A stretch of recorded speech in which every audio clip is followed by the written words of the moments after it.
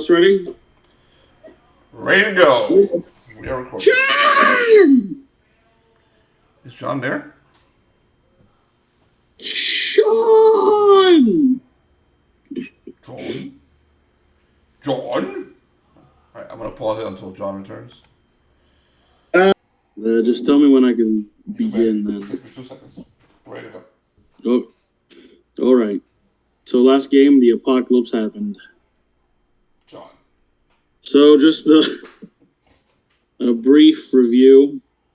You guys went to a town for a particular objective.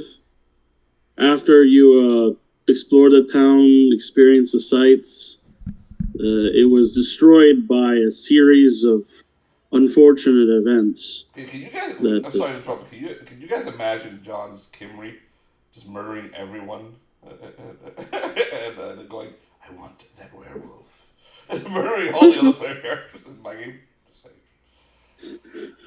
saying. No way. It's a little weary because the Lord does have a wolf for his. He's fucking paranoid. Let's just leave it at that. Oh, you're right. I could do something with that. That might be fun. Okay, thank you for the idea. I am personally terrified of large amounts of money, and I have a huge vendetta against that. Oh my god. Your character, you shut up the moment Lord Wolf and them showed up, so it's going to be interesting your RP this week. So, yes. Whether you even help in the fucking siege. So. We will see. Yeah. Okay, sorry, go. So, you guys barely escaped the horrific monstrosity that was a mixture of the color out of space and fire. I do have a question about that once you're done with the recap. Yeah. Right now, the party is in a very filled boat out at sea, far, far away. You can still see in the distance how the water is a little plagued with a mixture of colors. It looks almost like someone spilled oil in the water.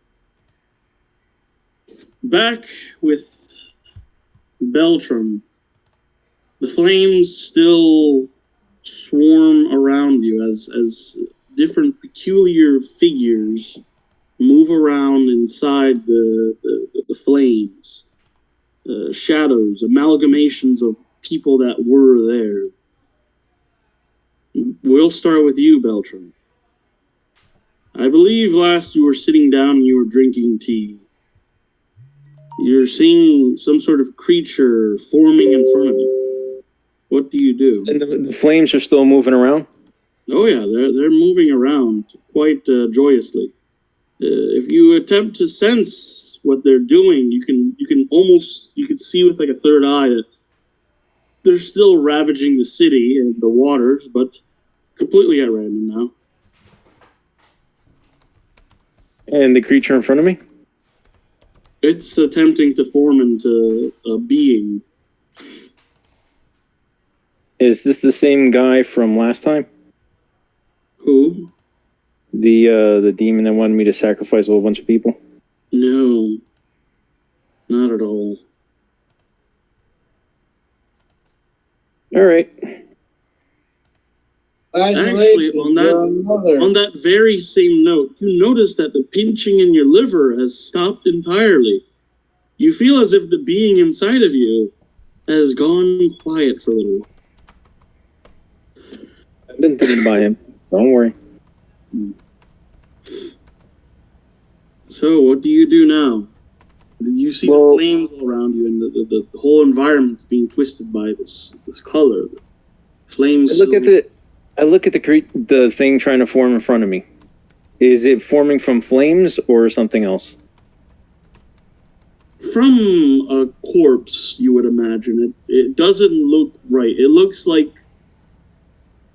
it's a horrible, horrible burn victim in certain locations. In other locations, it looks petrified in the state it was. You see half a face that was horror and the rest of it burned. And It's hard to make out exactly what you're looking at. It's morphing, though. It's changing before your eyes.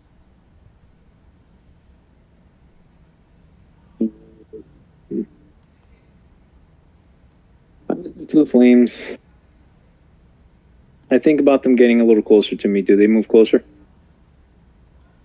You reach out to the flames, and they do get closer to you. They dance around your fingers. Smaller flames.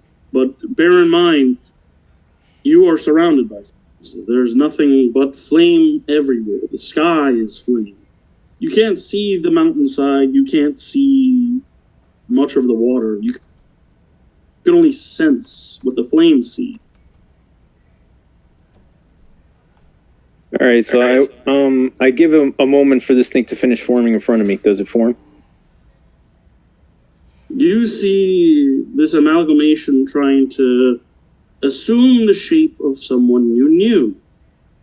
It looks similar to Jane, but very, very wrong. The eyes are misshapen. The mouth isn't quite right. The hair is almost white, but it's closer to yellow blonde. Do you keep waiting? I wait a little longer. Now the shaping has stopped because it seems that it keeps attempting to assume a form, but it doesn't quite do it. And eventually the face, as if the skin wasn't quite tight around the skin just falls off and it reveals a skull. There's hair and there's no eyes. And it just decides to give up on the morphing. And it speaks. Hello. Hello. Yes, who are you? Hello.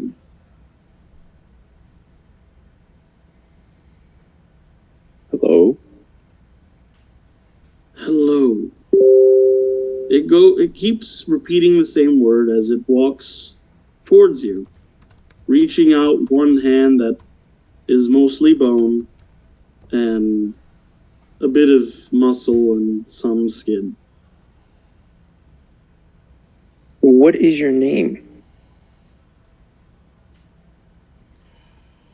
What is your name?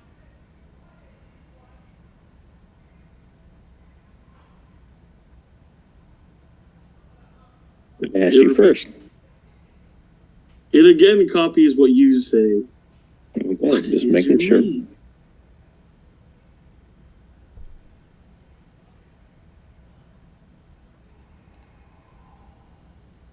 What else do you do, John?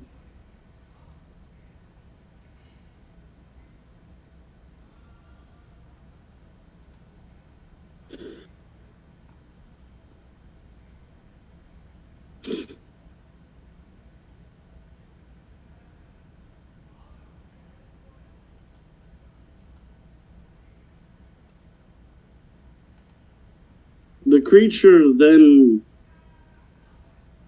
it attempts to sit down next to you, and it does. It's mostly humanoid, so it does sit down next to you. It says, "Friend." You see the jaw open up and down. You see its tongue waggling as it speaks. Friend. Okay. And your name is? Name. No name. No name. That explains a lot. Would you like a name? Can we follow your friends? We want to follow. The sea is pretty. The sea has a lot of pretty things. Are you going to eat people? We haven't eaten anyone. We don't. No, what do you eat? We don't eat. Mm. There's nothing that we eat. We just want to see the water and say hi to your friends. The water is very pretty.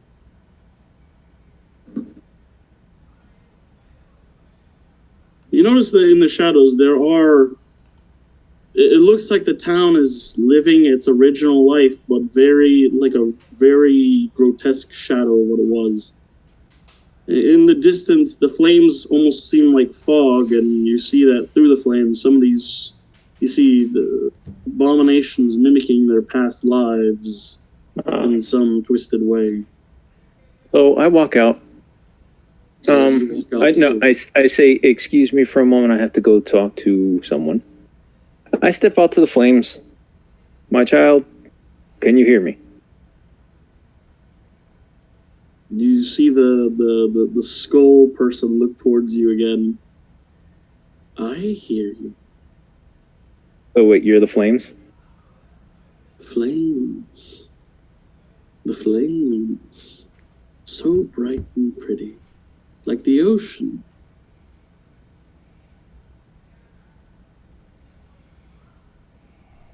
All right. I'll give my stomach a little tap. Hey, you doing any of this? You give your stomach a tap, and you could feel like a jolt, and you feel that thing inside your stomach crawl up to your shoulders. You could tell that somewhere it's underneath your scapula. It's hiding in your bone, like next to your bones, preparing for what's next. It feels like a bug inside it. Best feeling. You probably shiver from the peculiar feelings.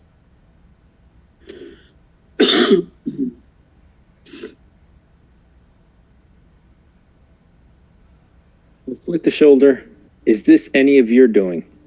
Like, do you have any control over this? What's going on? There is no response from the body part you're poking. It's there though, right? Yeah, you could faintly feel there's something there. There's no response. I pull out a knife. You actually scared first. That's amazing. What was that, Felipe? You actually scared first. That's amazing. I pull out the knife. When you pull out a knife, the being then goes back to snugly sit around your liver and then hold it again in the way it used to, which is somewhat threatening as it was before. Put the knife away. I look up towards the flames, put my arms open my mouth, and with my mind, command the flames to go inside of me and devour that thing, even if I get killed in the process. You see the flames go towards you, and they don't quite touch your body. They just gently fly around you, and none of it enters you. Death. You see someone else speaking in the distance. It looks like someone that was a hardy man, and his face is distorted very terribly. Death? Why kill you? No, you have flame. Flame is special. I won't burn you. Well, can you burn the thing inside of me that's currently holding on to my liver? I need it out. Touch now. you, then you become me. That's bad. Can't do that. We're friends. Would you like to go find your friends? I would like to say hi.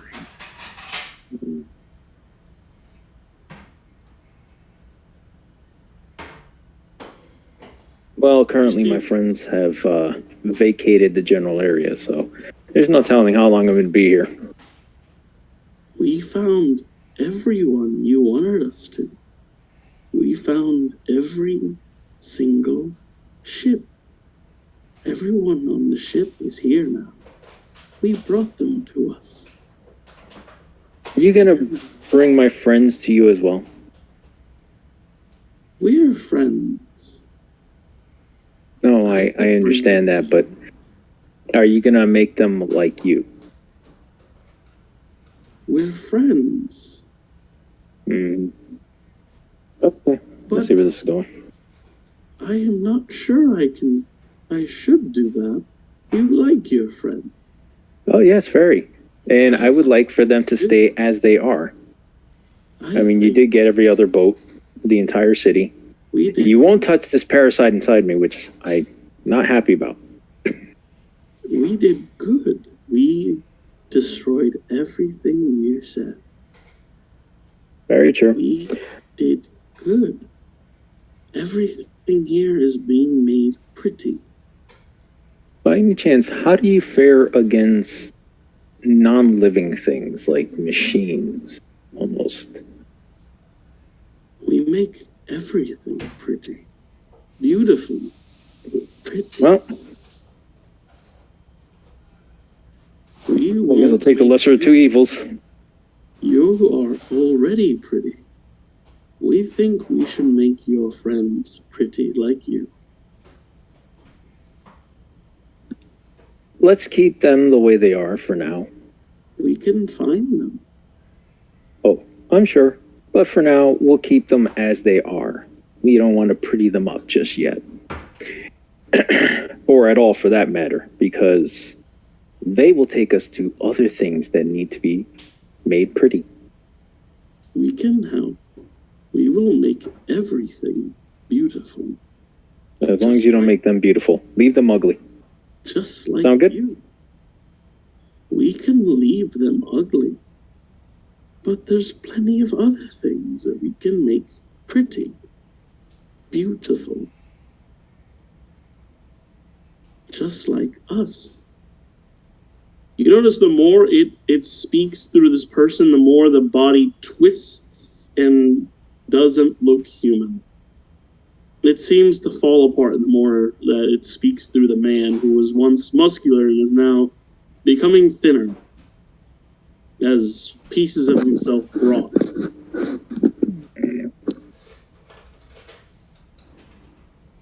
We have a pretty boat for you. Would you like to go on our pretty boat to find your Let's go. ugly friend? Yes, and we'll leave my friends ugly.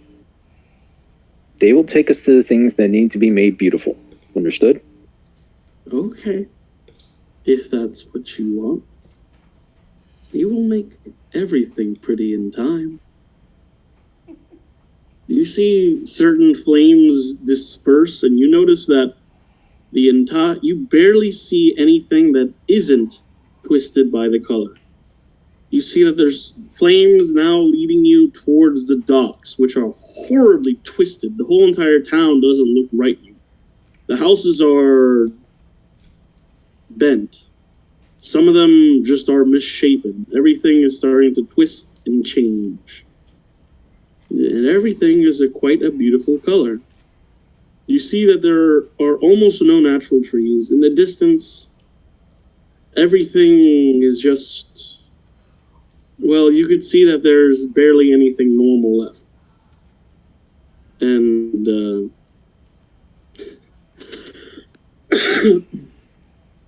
you can see through the flames, and above the flames, oddly enough, there's still the pretty, peaceful blue sky. Unchanged. May actually be a limit to its range. Okay. You go down to the docks and you see this horrific... You see something that doesn't make much sense to your eyes. You think it's a boat. It floats.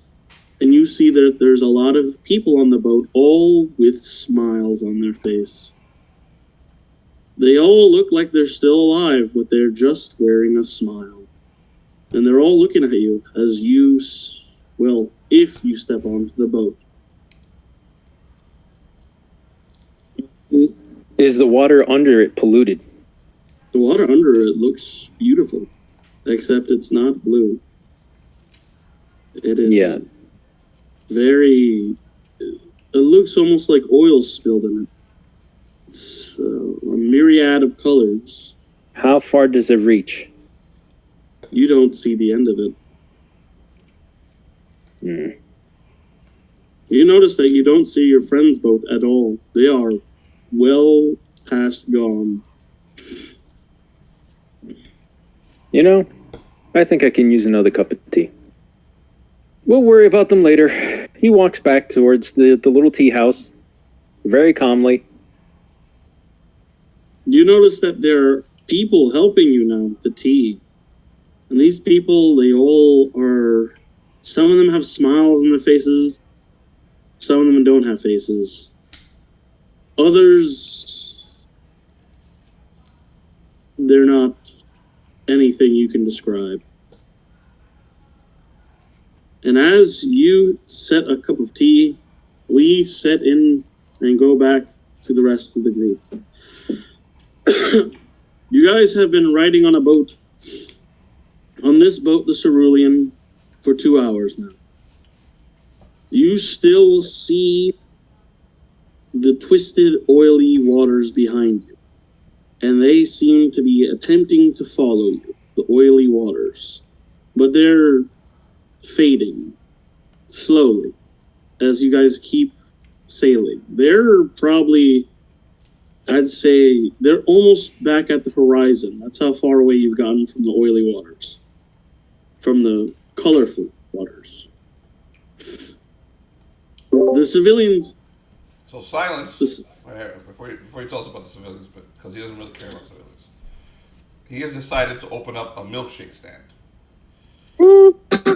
And he's already spoken to the captain and told him that in light of recent events, in order to make people happy, we should turn this boat into a giant milkshake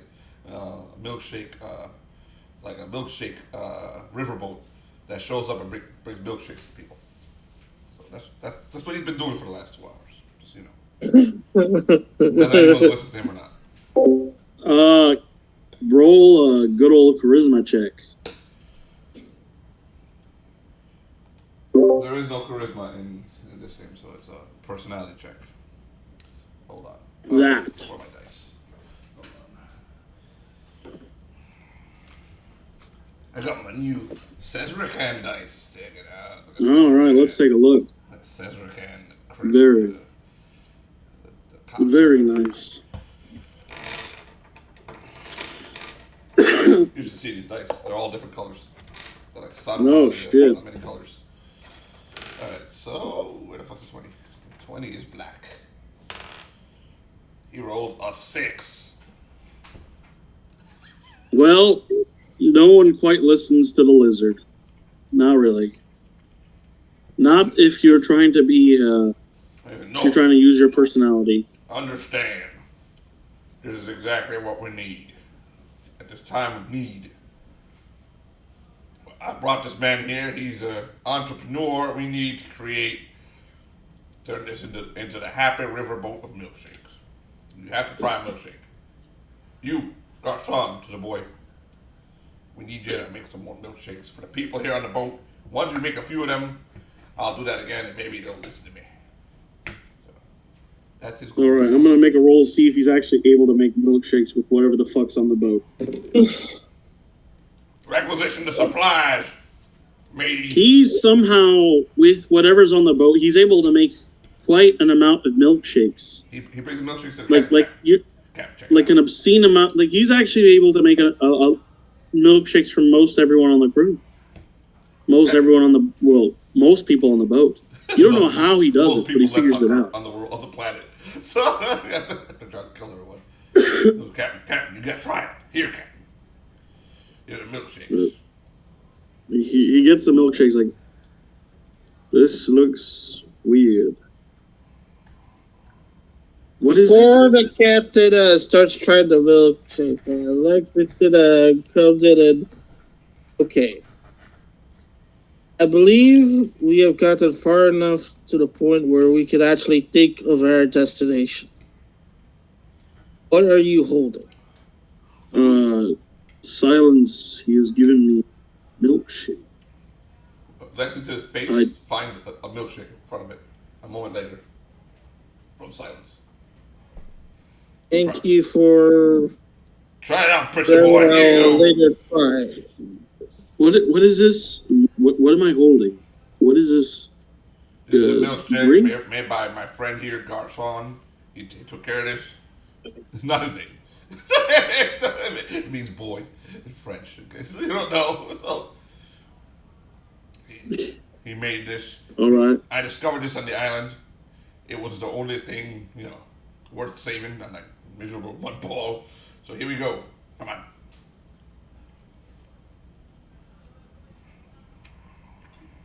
Huh. It's pretty good. Of course, it's pretty good. Well, and I say we turn the whole boat into a giant, like a riverboat, and we go down the river and sell milkshakes to everybody. okay, Well- before Silence starts thinking of that plan he just mentioned. That color, I have a feeling, is going to start chasing us everywhere we go. Either that or it's going to cover the whole damn planet. Well, we still have the slumbering. And ocean. I also think it's starting to become the end of the world. Because that man, believe it or not, was just on his way to be executed by something that could actually kill him. Problem is, he wasn't killed earlier because apparently his death would unleash Armageddon. Apparently, has unleashed Armageddon regardless. We can call So that. now it is a time to get the fuck out of this world. That's a good idea. That's a good name for the milkshake, the Armageddon shake. Well, you know what? I kind of agree with that. I agree with Silence, despite the tense situation. Yes, we. So yes, Captain, do you know of anything of great power that could possibly get the fuck out of us? Well, where we're going is where the slumbering god awaits us. If we awaken him, he should give us favorable winds and potentially power over. Right. Well, he helps all seagoers. Right. You two handle that. He pats you both on the shoulder. I'll take care of the real business. Let's go, Garcon. He's gonna go open up milkshakes then. Alright. I suggest we conscript a couple of these people, mainly the strong ones, or it is going to be very, very difficult to calm people down whenever we meet either any other group or civilization on our way toward this slumbering god. As the seer has told us, he is within the rocks of Flocorin.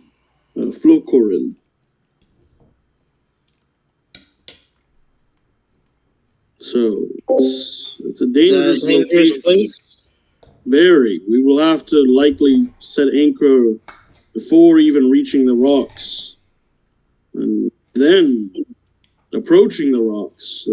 The waves, they crash upon the rock. There is no means of getting there safely. You have to somehow avoid getting crushed between the waves and the rocks. There's no beach. It's just a massive hunk of rock sticking out of the ground. Is there any nearby community that knows how to traverse such an obstacle? No. We're heading towards deep sea. A bit south of the general location of where the mermaid is.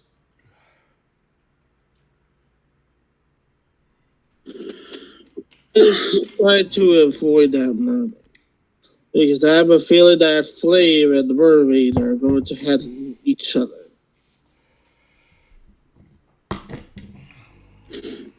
I agree. So, is there anything you guys do on the boat while the voyage moves forward? I have a tea party with the bee. So you try to find an unpopulated area to have a tea party? No, it can be populated. I just simply do not care for the others on the ship. Do I see the tea party? Do I happen upon the tea You party while I notice- go over to make my the milkshake stand? You could Yeah, totally join us. Yeah, you do see a tea party. Silence completely forgets his milkshake thing, and he goes, ooh, and he makes sure he has his the new hat, because he's got a nice new hat. I really thought he was actually going to turn it into a milkshake party. He is going to do it, We could do that. but he's going to requisition these guys. But first, he's a tea party. He's like, interesting. This speaks to my British side, and he sits down with you guys. You noticed a random little girl also sits with you, and she holds like an imaginary. Flicks her away. Get out of here. Who are you? Count Lizardlot, you cannot do that to me. I am the Queen of Greatville. I like that name. And do whatever he wants. I outrank you. Just because you're an empress doesn't mean you're better than me. I'm an emperor. Emperor, Empress, you have a bee. Well, I can always throw you off the Sir ship. Beezelot. You can't do that while I have she shows you a doll, it's a disheveled doll. It's like, I have a friend here that can fight you off. You will never have friends. Not real friends. She's a great warrior. And she knows magic. Uh-huh. I like you. You can stay. He pats her on the shoulder. Bring Bill Murray So with she you. just... Very powerful doll. So she joins you for the tea party. We have a tea party. Yep. Child. We've adopted a new kid.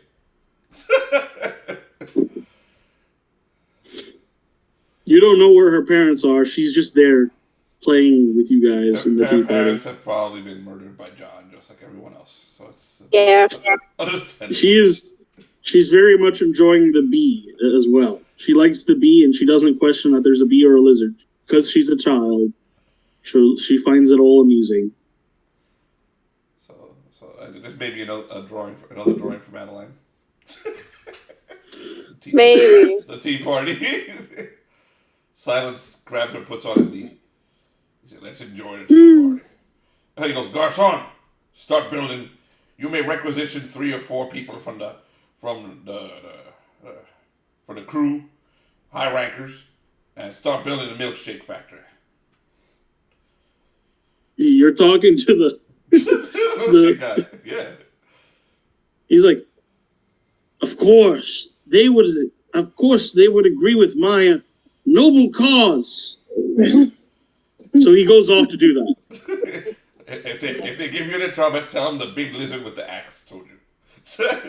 You see him walk away. And he goes to a guy that looks like he's in mourning, right? You look like this guy looks like he just lost his whole family.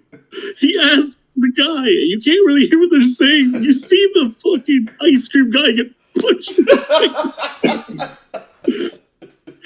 He fucking...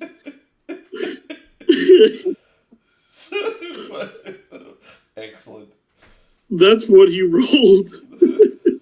More victims of John's hate. Oh my god. John, back over... Well, actually, before we go back to you, John. Lexington, You notice that there's a tea party. It sees this. Lexington can come teach us how to do a tea party because being a stodgy Brit, he should be he should be expert. You pretty much, before you get a chance, you kind of just wander into this. You didn't expect to see this shit. It's just kind of like in the middle of everyone. There's some people mourning. The whole ship is rather quiet, other than there's a tea party. Some people are talking. There's different stages of mourning all around you, and then there's a tea party. Oh, also, you just saw the guy who was making shakes. You just saw him get decked by a muscular guy. Okay. I assume this is another peasant custom that I do not understand.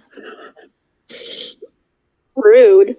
But enjoy your Yes, I'm a goddamn count. What are you talking about, peasant? You see the little girl also reinforces this. Count Lizard's Law. Okay then. How many times have Did I seen your anyone last in this boat or any form of long distance communication? You see a murmur, and you see that there's one person that happened to get on the boat that is a very, very old man that has a beard all the way over to his fucking knees. You don't know how this little old man got on the boat, but there's a little old man with a beard to his knees. Yeah, and he's like, yes, come to me. Don't trust him. What type of communication skills can you offer?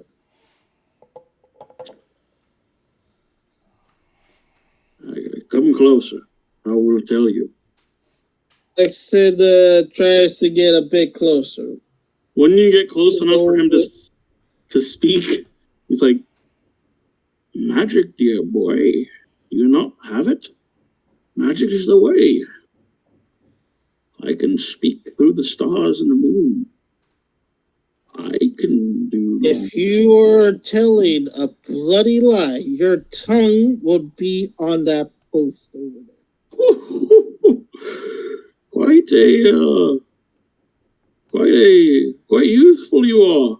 But I'll tell you what, that would be much more enjoyable than what my dear friends back at home are going through. And he looks over the boat back over there. Don't worry, dear boy. I will help you. You saved a good chunk of my friends.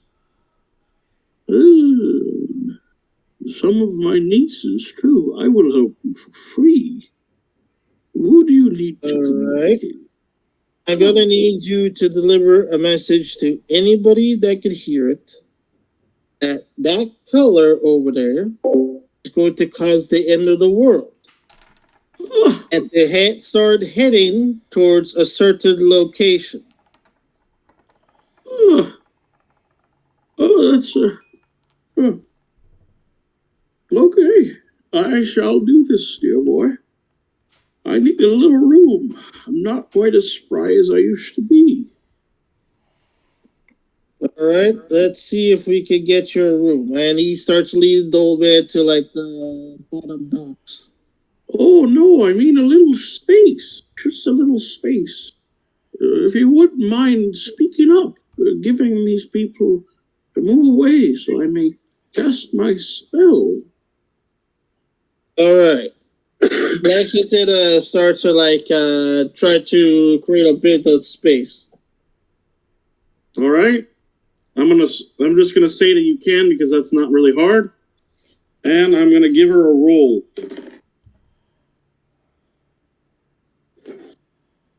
The old man, he reaches his hands to the sky. He speaks, and nothing happens.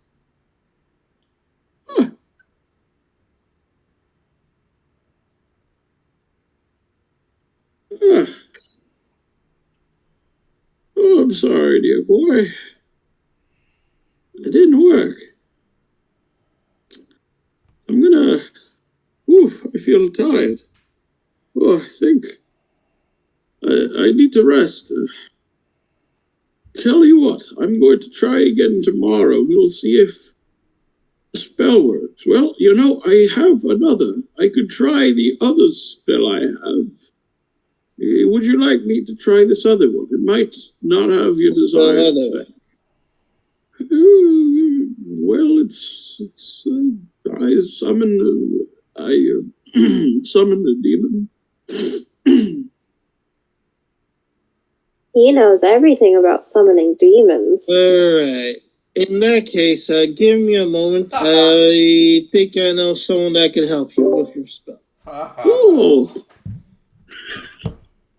Lexington starts to go towards the ship and asks the captain if he knows where that Ares priest is. Oh, you're that old man. I don't. I haven't been keeping track of him. He would be safe on the ship.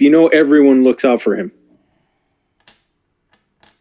He's honestly, I haven't seen him since the whole entire since the refugees got on the boat. John, did you kill the old man?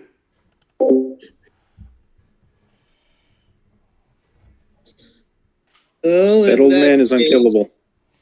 In that case, I'm going to use 2 of the crew members to try to search for the priest. Of course. You don't mind.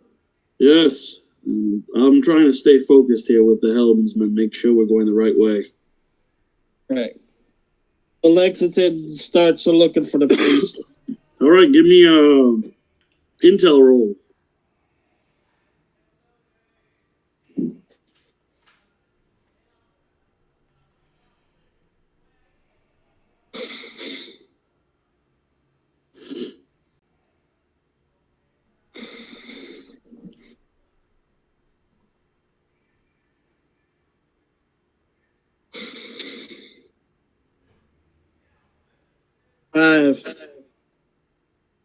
You found the priest, and the second you go over to him and you tap his shoulder, you find out that you call him an old man, and you find out that you just said that to an old woman.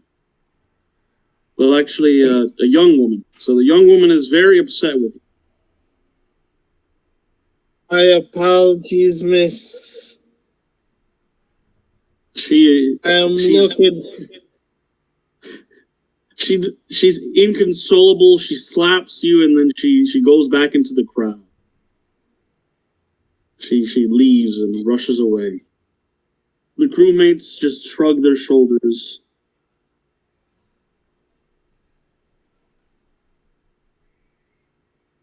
All right.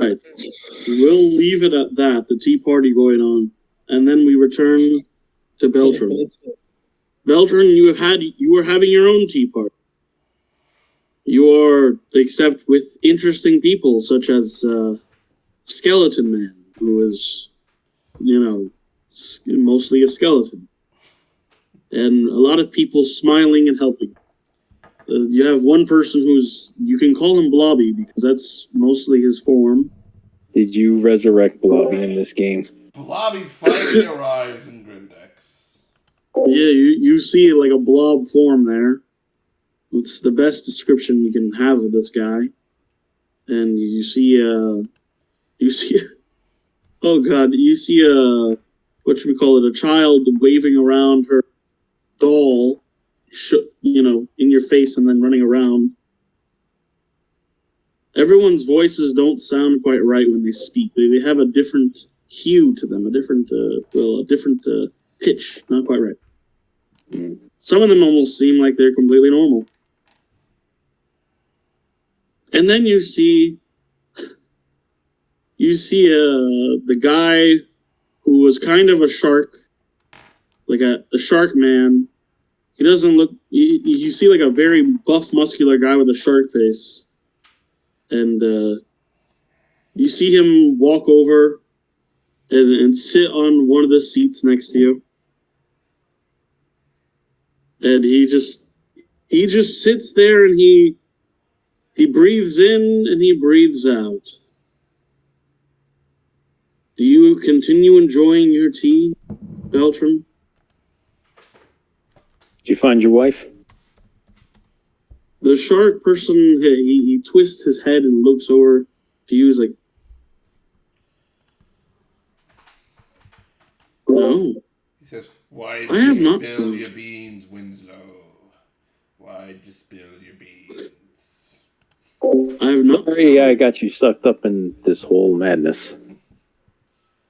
That's all right. That's fine. I bet So you're long happy as- now, right? Yes.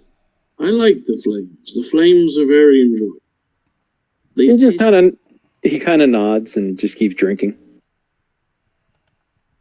The serving girl with very big breasts, she gives you more tea. She's missing her face. But don't worry about it. And Yeah, this is not the weirdest thing I've ever come across. And he just keeps drinking. And you vaguely sense that more of the countryside is being consumed. And you faintly hear screaming for some reason. You're not sure I why. found a new town. Great. Roll intelligence. Crap. Where's my dice? Good grief.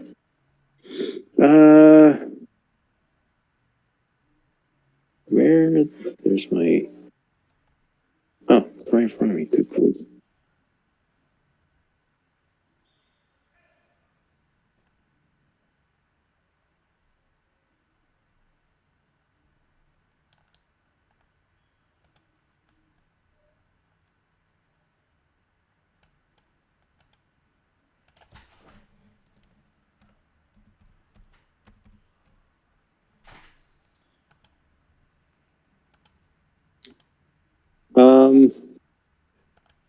Modified 21. You realize, despite the sound of flames and everything flickering around you, that this scream is actually within the town. And there's someone alive somewhere here. I start looking for them immediately.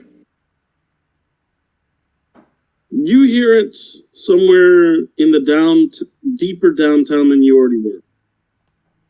When you approach, you see that there's one building not quite entirely changed. And you see that there's flames wriggling around the whole entire building.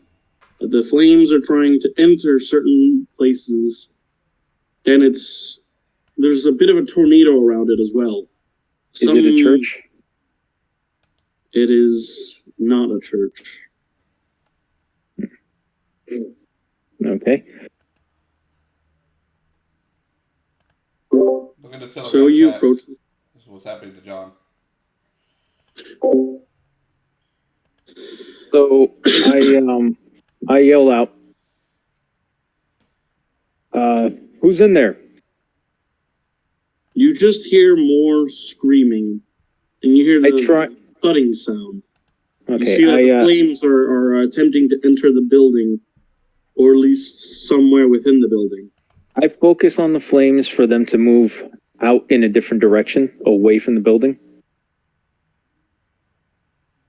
Roll a... Crap. Let's see, I'd say roll like an intelligence check, which would be like will, so yeah.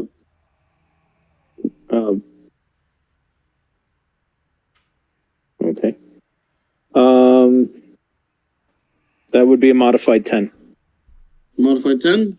You said intel, right? Or is it Intel. personality? Yes. Nope, intel. Okay. It wanes a little, and the flames slow down, but you see that they're hesitant to stop.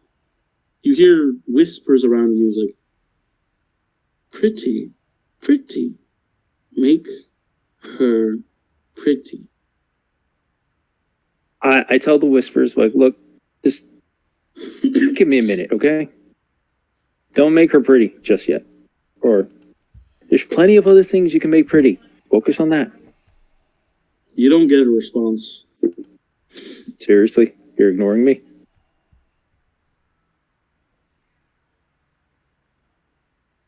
Yep, you hear nothing. You just see the flames twitching in excitement. To the person inside the building, who are you? You hear a familiar voice. No, not you. Anyone but you. It's the voice of the woman that you were supposed to help.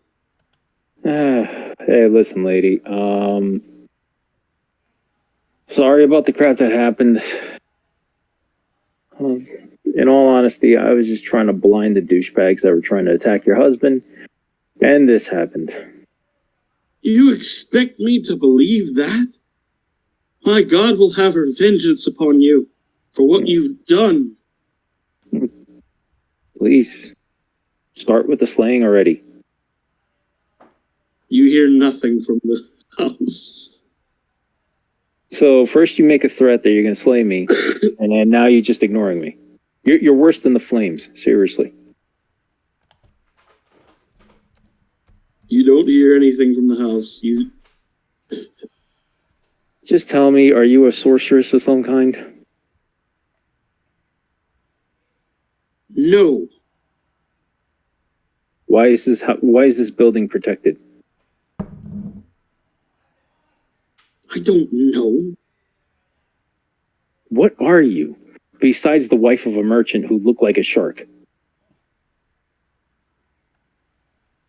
I don't see why that's important right now. It is important because currently there's a giant flame hurling around the building that wants to get you, and it's getting pissed with me because I'm saying no.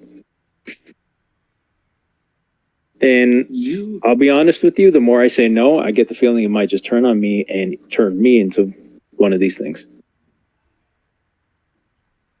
So now you're talking to the flame. You're telling me the flame you can talk to. I try to reason with it, but it's got a one-track mind. It wants to convert the entire world into whatever it is.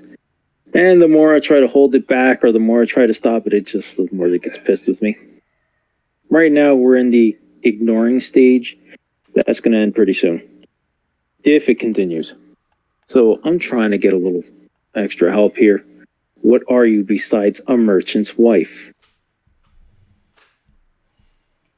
I am a follower of an ancient god. If you let me go, I can get you a reward. She could pay you if you let me live. I look like I care about rewards. I'm just trying to figure out what's going on and hopefully keep the world from getting turned into a giant, lifeless dust ball. If you mean to destroy yourself, she can destroy you, and this. But she won't know until someone comes and tells her. Not until my people tell her. I get obliterated? She will, yes. Vengeance upon what you've done, yes. But if you help me, you can live with your affliction. Or if you want to die. Lady, I'm like, look, right now, this is trying to spread all over the world, and they're very happy to spread all over the world. I'm just trying to keep it from spreading. No offense, as I look over at the flame. You just see it flickering around and dancing. Very amused. Yeah. This isn't going to last long. Look, I'm just trying to get a little semblance of control over here. I'll help you get out, and I am sorry about your husband. But, I need some help, because I can't move from this spot because it follows me. And I got no way to control it. It just barely listens to me right now. Maybe if you really want help, my goddess will help you. I'll do my best to get you out of here. You see the woman with the long black hair slowly open the door, and she looks as pretty as before. If you really focus, you can notice that her eyes glint the wrong way, like a cat. And you notice that some of her features are just a little off, just like before. Take me to the sea. I will take you to my god, and she will cure this.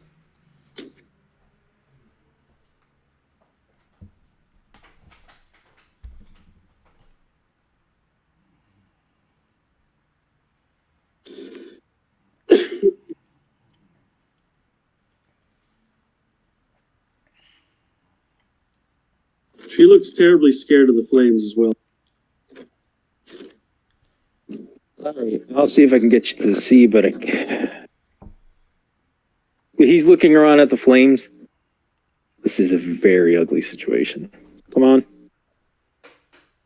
And I keep focusing on the flames to keep them away as much as possible. You're not sure if it's having any effect. The flames seem to be joyously dancing around you and this person. And you and her go to the docks. Well, you gotta choose. John? So, I tell her, I'm like, well, we got a choice between the raggedy, corrupted boat or the half-sunken, slightly less corrupted boats. Any boat will do, but I won't touch that water. You do realize these boats are corrupted by the water, right? I will just have to hope that the water is pure when we arrive. I'll go with you, frankly speaking. They follow me. And I point at the villagers and the flames. You see the villagers are still twisted, and some with long smiles, others with misshapen eyes. All of them very unnormal. And you see the crewmates are all with smiles, but they are not misshapen. They just all wear smiles. None of them are really too twisted, but you can tell that they're off. You hear one of the crewmates speak. Don't worry. We will slow the spread of joy and happiness if you ask us. You notice that the flame speaks more clearly now. It's more concise when it speaks, this being. For you, we will slow it just a little. Thank you. Thank you, please. Keep it going a little slower. As you wish. Can you just let her stay ugly? If you wish for her to be ugly as she is, impure and sad, she may be sad. If you want. Thank you. So, I gesture for her to get onto the boat. When you both get on the boat, she sets a course for somewhere deep in the sea. You notice it's somewhere near where the mermaid is. Right. Ask her, really quick, is your deity by any chance a mermaid? No. Making That sure. is one of our champions. Oh, for crying out loud. Blasted thing tried to eat us. Oh, don't worry. It tries to eat everyone, except us. Yeah, that doesn't make me feel much better. You will be safe. This is totally turning into a lighthouse. He's gonna go and fucking jerk off to a goddamn mermaid. It's horrible. Oh God. Back on I am the a little boat. tempted to do. I am a little tempted to be a jerk and be like, "Hey, mermaid, remember me? Flames, have fun."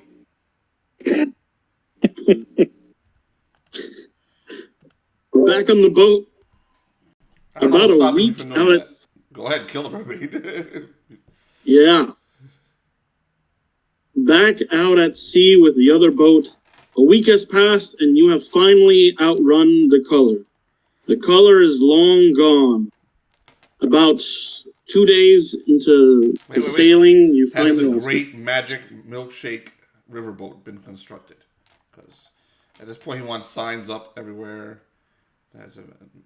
This says magic Let me milkshake go ahead and riverboat. roll for this guy. Personality check again. It is. I'm rolling for him.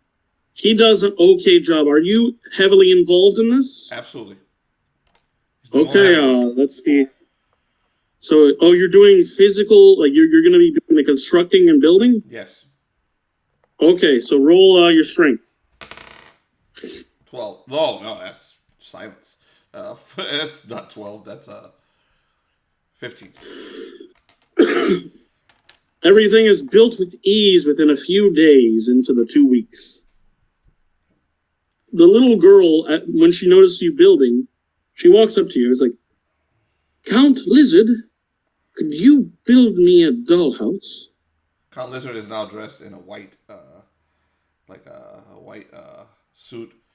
With, like, you know, he looks like Colonel Sanders, and he's like, "Why, of course, young girl, I'll take care of you.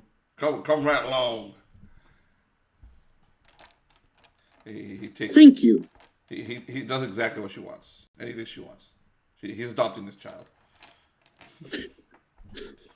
So you build her a dollhouse, and she claims that the whole house is for her little knight. And she puts the knight in the house, and she seems to know quite a bit about government. At least you think. She's like, she is the one doing all the taxes and making money. And then she proclaims that this is this person and that person. She goes on for quite some time before, she eventually decides to do her thing. We need peasants to take the money from, so we need to have some peasants in your house. So Lexington is an expert on peasants. We can get him to tell us what they look like. So I also have a Marshal B, to collect all to deal the law. Does Marshal B talk? I hope Marshal B. Bees don't talk. I think Marshal B does talk. Marshal B is weird, but I like Marshal B. All right, but the expert on peasants is Lexington. So let's get him over here. So we're gonna requisition Lexington to come help us. Lexington, you see the little girl. At this point, I've recruited some people for the magical riverboat of Grindex. So it's on the ocean. So he calls Lexington. You can be one of the boat captains if you want the magic riverboat. What can you possibly be talking about? Listen, Lexington. People are sad and they're depressed. Okay, so we need to cheer them up and raise the morale around here. So giving them magical milkshakes is better than magical color. They eat everything, don't you think? Too much color is bad. You see the little girl shaking her knight. See what the child says from the mouth of babes. So you need to get in on this. We need you to help us find peasants so I can collect taxes. This is now the Magical Riverboat of Grindex. That's the new name of the boat. That's already been put on the side of the boat, by the way, in huge letters. Oh my God. There's also a huge a huge non-working wheel they constructed and he put on the side of the boat to make it look like a riverboat. Oh my god. You notice that the captain hasn't been paying attention to this at all because he's been so focused on avoiding the murder that he hasn't noticed Dude, the entire any of boat this has shit. He's been piloting the repainted boat. white. The entire boat has been repainted white. There's now a giant non-working wheel on the side, and it says the Magical Riverboat on the side. That's what he's been doing for the last 5 days. Oh my god. Since he's 8 feet tall, he can construct quite a bit in 5 days. So he's done it. And of course, anyone who walked by, he requisitioned and forced into helping him. So at this point, he's probably found a carpenter or two. So. Yep. You notice one of the carpenters happens to be the guy who punched your friend in the face. He's a big burly guy. He celebrated him. You're gonna be our old-timey boxer. So he made sure he's dressed like an old-timey boxer. The guy, he's got like a big hairy chest, and he notices that the little girl finds it amusing, so he allows himself to be dressed like this constantly. Some of the kids find it amusing. Name, buddy? Let's make you into an NPC. Mine? Oh. It's Michael. Very good. Excellent, Michael. I'm writing Michael's name down. You will be our enforcer on the Magical Riverboat of Grindex. You notice that you like he it, used to have a Jonathan. I know beard? it reminds you of something, so... And then Madeline's character, who's been strangely quiet, has been dressed up as a riverboat queen, even though she's a dude. So she's got a big dress. So whatchamacallit? The Michael guy, he used to have a big beard, but now he shaved this part just so he looks like a boxer. Very good. Michael, very good. So now we're going to go all over the world finding refugees from Beltram's nonsense, and we're going to save them. And come and eat milkshakes and play at craps, whatever craps is. So, yeah, sure. We should build a game room at some point, don't you think? I don't know. By the way, any harpoons that could have been useful in killing anything gigantic had been requisitioned into the building. So we don't. So, vote is useless. Man. Vote is useless. Oh my god. It's like Papon, how he would use things that have nothing to do with their actual purpose and build things with them. This is exactly what we're doing. So, my god. Like the shutters that were turned into tables. There you go. So, that's what we're doing. Oh my god, yes. Let's just forget the mermaid and just have the boat rides and stuff like that. See? She's getting in on it. The Magical Riverboat. Yep. We're on the ocean, though. But it's a Magical Riverboat. Yep. So, Annalith, you see eventually the little girl, she approaches you and the bee while holding her little knight. Mm-hmm. Hello, I need Marshal B. He needs to collect taxes from the peasants. I need him. I asked the bee what he wants. The bee, he gets closer to your ears like, I spoke to her. She told me to collect money from peasants. I think she meant poise, but I went over to the peasants and I robbed them. I robbed them all. Took the money. It was funny. I'm taking money from the people on the ship and giving it to the little girl. I gently pat his head. I wanted to kill them, but I can't. Not yet. No, they're weak. But can I kill them? Can I kill them? Can I kill them? Can I kill them? He starts massaging your head. We can't kill them yet. But there will probably be a time and place that they'll be very easily excusable to kill them. Right now, we are using them to get to stronger people that we can kill. The bee keeps massaging. He says, all right. I will do as you say. I'll go rob the peasants. But before he robs the peasants, I would like to state, we have to keep some of the coins ourselves, but give like 80% to Silence. It's the taxation tax. Too many taxes. What is this? I thought this was a feudal government. It's a government thing, but since we're our own government, we take money from the government. Which is us. I'm gonna go rob people now. The bee then flies away, zipping away, and the little girl starts running after the bee as the bee zips away. Be careful, small child. It'd be a shame if you tripped off the ship. Did you really say be careful? Oh my god. Oh my god. Oh my god.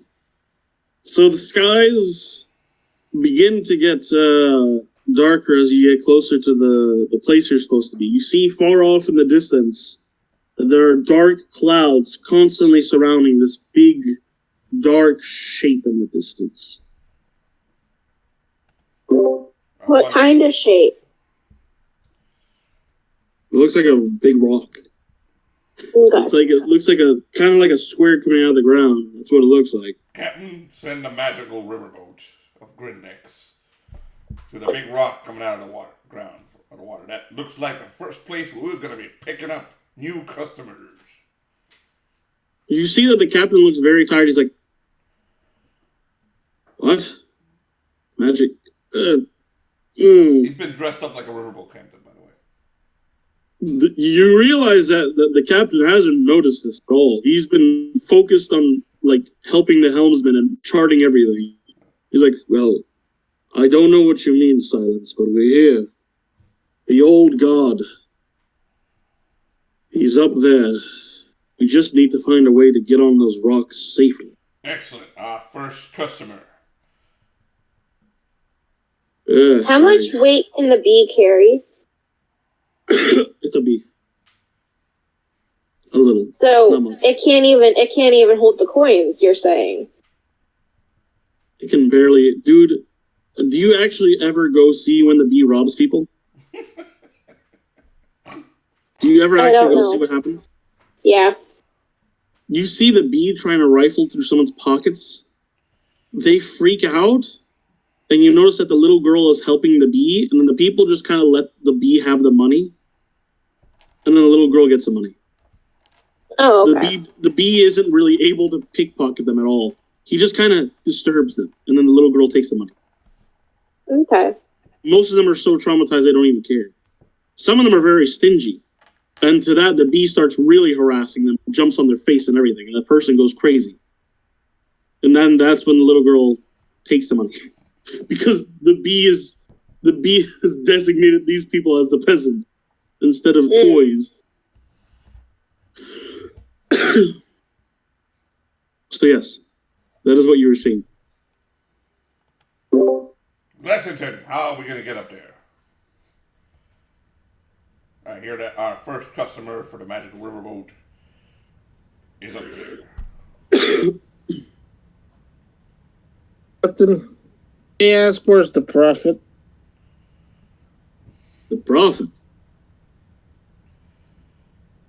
That's a good man, Lexington. You're finally getting on board. He pats him on the shoulder really hard. I asked one of my guys to try to find the prophet. Oh my word! I thought you meant like revenue profit. That's exactly what I thought too. It was the friendships we made all along. They say that the old man has been in the deepest part of the ship the whole time, for whatever reason. I think they said he was playing cards with someone. The prophet is inside the ship. No, the prophet's over there. He points at someone over there's our first client. What are you talking about, you fucking retard? He's talking about silence for a sec. I'll be going down there to see where he is. You notice that the captain has he has really dark eyes. Like he's barely slept. He's like, this is your prophet of Ares. He's down there playing cards with someone. Oh, you mean the old man? Deepest part of the ship. What the hell's wrong with you? Yeah, the old man. He goes downstairs. Benny! Where the hell are you, Benny? You hear like hoarse laughter deeper down. He goes straight down to Benny.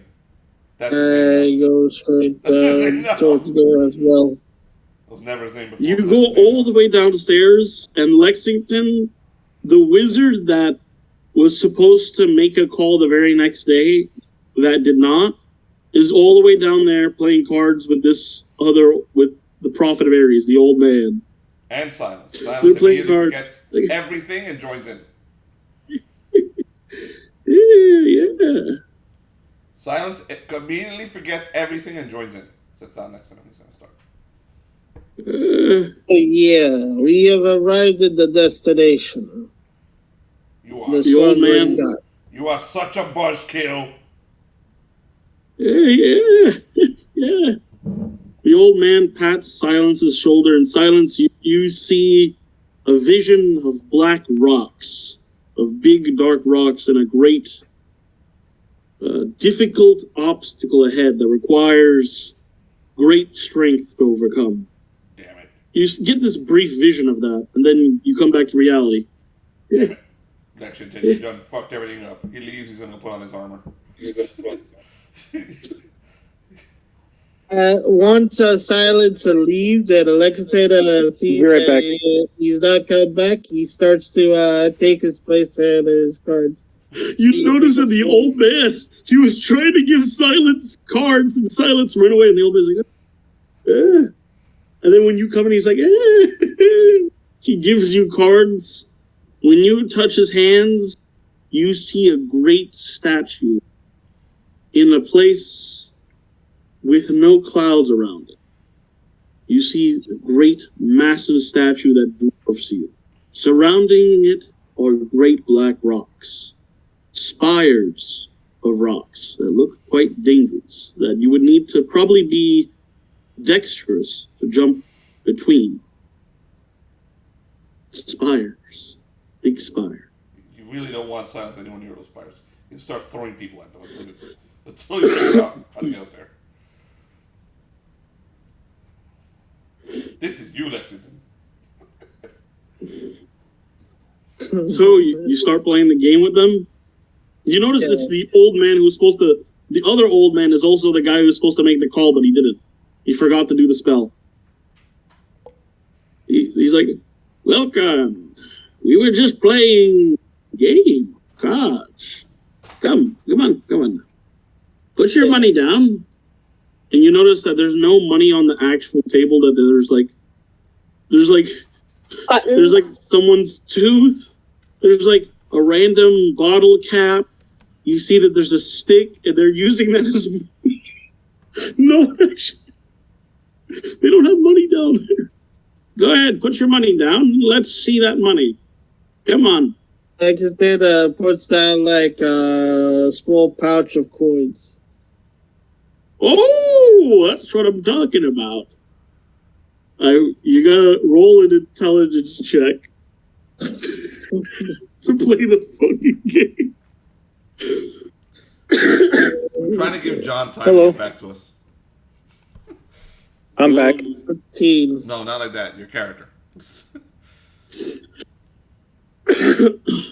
Oh my goodness. The last game was pretty dark. That was a little fun. Oh my goodness. 13. All right, let me make a roll. As you're playing the game, you realize that this game has no rules, and that it just completely consists of you saying something confidently and making it seem like you know what you're doing. And with that, you're able to win yourself a tooth, a bottle cap, and a toothpick. Well, he needs a toothpick for his tooth. If you examining the toothpick, you realize that it's probably used. Well, I'm sure the tooth is as well. The old man who's a wizard's like, damn it! You're beating me! I have a way to win this. You see him start casting spell.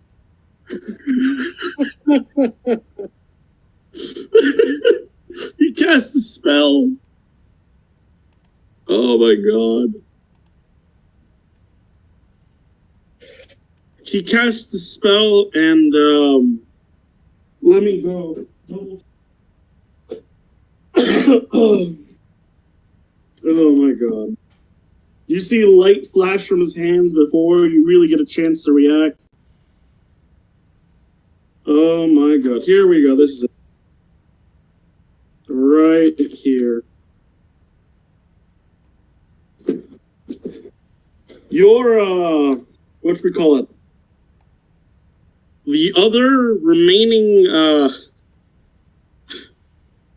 remaining toothpick has just increased in size by 25%. So it just got bigger. The toothpick. Now I have more value than you, young. You have to keep playing if you want to win. The other old man just laughs as well. And the old man touches the toothpick and it turns into solid gold. The old man of Aerie. He touches it, turns to solid gold, and he's like, The other old man doesn't seem to notice that it turned to solid. Alright. I keep on playing. Roll a luck roll. Oh god.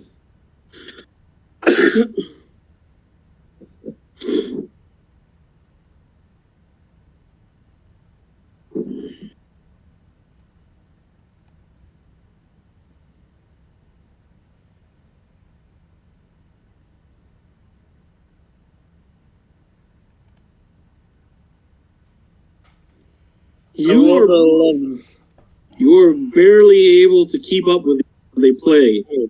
And you start to realize that this game isn't quite as it seems.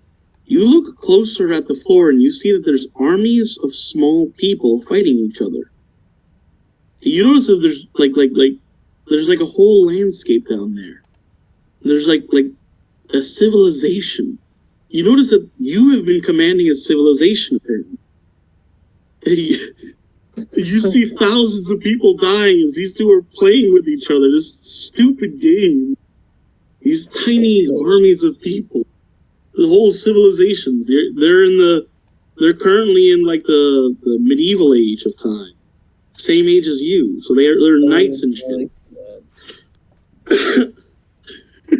You don't know if it's real or not, but that's what you see with your eye. So now you guys are right. Well, actually, I think I'll go to Beltran for a bit again. Beltran, you have been on this boat 2 weeks. You notice that the seas do change as you go, but they only twist the area right behind you. That's interesting. The girl on the ship provides decent company, I suppose. Whatchamacallit? Roll a... Let's see, let me roll something here. I believe it's this. She's mellow. Not very hostile, not very positive, not very kind. But every now and then she would talk to you. You notice that when you talk to some of the other people, they actually retain memories from their lives. What do you do within these 2 weeks on this boat? Well, besides talking to some of the people on the boat and getting to know their past lives a little bit, I also talked to the girl, try to find out more about her, particularly her deity, and what kind of crazy situation I just got myself into. You find out her name is Vara, and the husband you killed was Viron. It wasn't me. It was an out-of-control child. I am not to blame.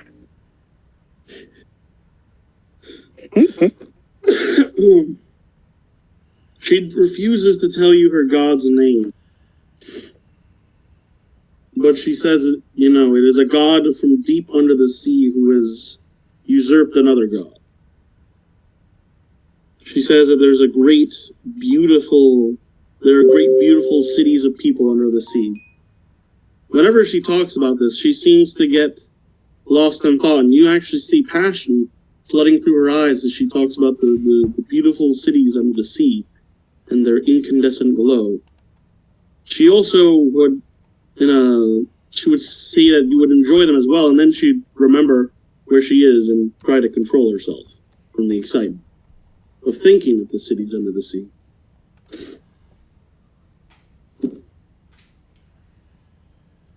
You talked to some of the crewmates as well?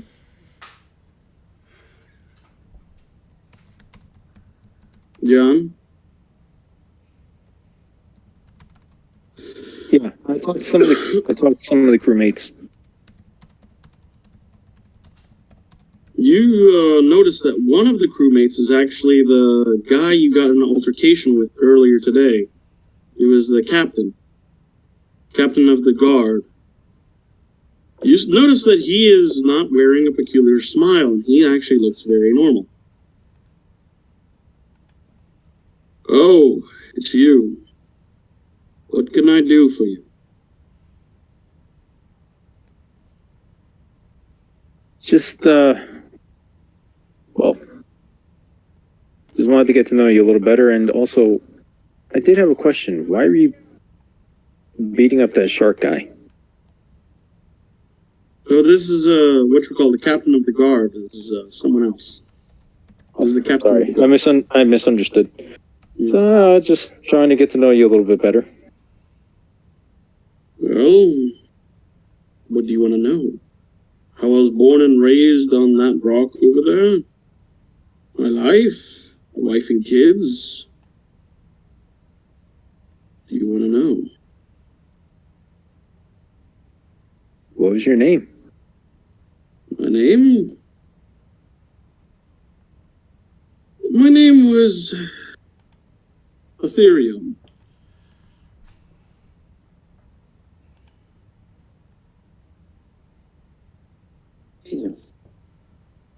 And, sorry. That was not supposed to happen. Oh, well, what can you do? We're all part of it now, other than you. How do you feel being part of it? Fine. Everything's okay. I feel none the worse for wear. I think only the initial part was the worst. Okay. Well, I guess what I'm trying to ask is, are you kind of still connected to all the others? I don't know about that. I feel like myself, I feel good. Clean, if that makes any sense. Yeah, I've been hearing that a lot. Well, I guess another way to say it is there's some sort of lack of negativity. Would that be it? I don't know. As if the corruption of the world was just clean from my mind, and I don't have to remember it anymore. That's what it feels like. Feel good. Like fresh out of a jog, except that feeling never ends.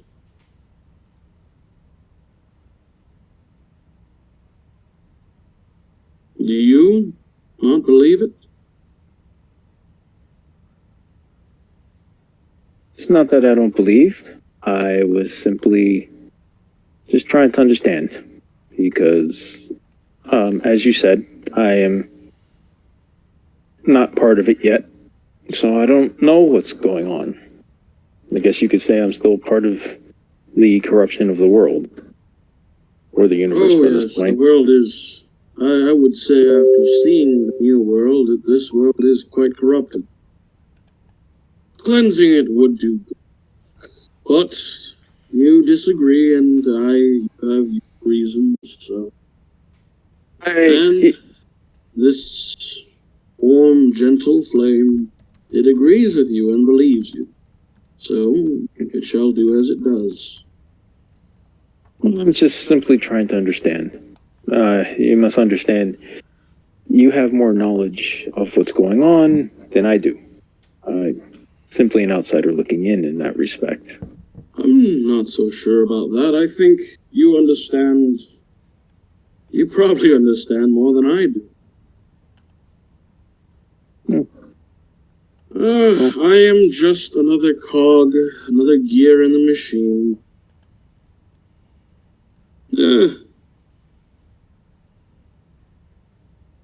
Your friends must be very far away by now.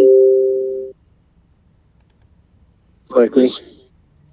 And you want to visit this god for... I think you...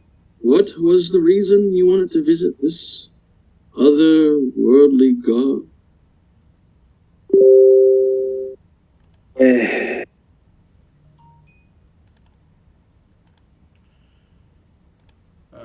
Just trying to get as much information as I can by this point. You notice that? Felix says hi. He just landed, by the way, guys. Nice. Oh, cool. Hell am I for us.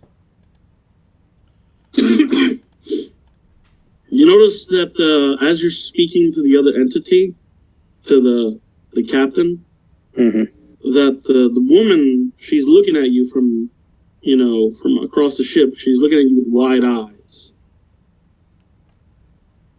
Scared wide eyes, or like I'm going to kill him?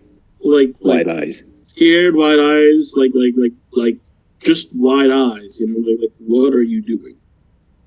The captain then says, "You are going to say why you are going to this god." In all honesty, this happened so very quickly, and I'm just trying to wrap my head around it all. It does seem like a lot. You should probably rest a little more. You do seem tired. Perhaps. Yes, very.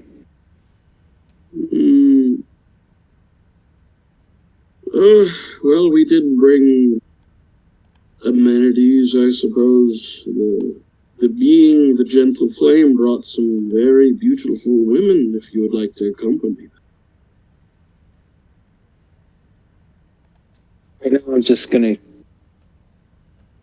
He looks over at the woman, the wide-eyed woman. He's like, I'm probably gonna try and keep her calm before she decides to jump ship. I don't think she would do that. She knows what's in the water. She's not scared of what's in the waters either. So I think she's more scared of us. That's what I meant. Ah. The captain, the captain of the guard, he smiles and then he takes his leave. You see the woman, just her like, eyes... yes, okay. Thank you. The woman's eyes follow the captain as he leaves. Oh, I go over to her. Is everything okay? You didn't tell them too much, did you? I simply told them I was just trying to get more information as to what's going on. You should restrain your conversations with them. I don't know the extent of their corruption. I don't understand it, but I don't trust anything here.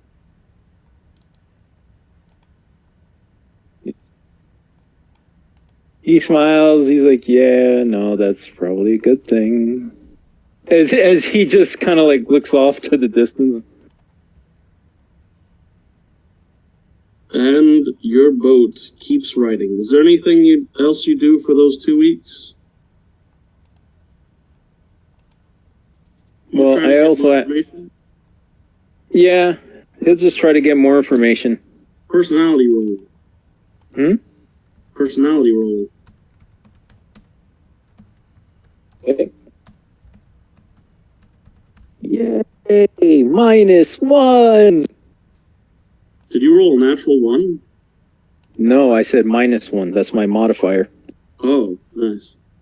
Oh, with my -1, I get a modified 2. So I've nice. used an AI program to create Riverboat Captain Silence. It's in the group. Oh my god. He looks like an iguana ready for a cigarette commercial. All right. What did you get, John? 2. Modified. 2 modified? Was it a natural 1 then? Oh no, that's 2 modified. Okay. So it was a 3 that got subtracted to 2. Yeah. So you get no further information, but you notice the crewmates are no longer smiling creepily as they once did. They all look like individuals. They're starting to look more normal. And they all act normal. They all each have their distinct personalities and they're different. You think that these are normal people now. You can't tell that they're different. They all act entirely normal. And this disturbs the girl with the girl that isn't quite human even more. The black oil trail following the boat. Is it thick? Is it like wide or is it very thin? What? You said that there's a black trail that looks like oil following the boat? Oh, it's not black. It's like oil. It's colorful. Yeah. There's like a colorful trail behind it. Different colors. Does it look thinner than when we left port? It does. Roll intelligence. My guess is the farther we get, the weaker the hold. I got 19 modified. You see that the horizon is covered in the color.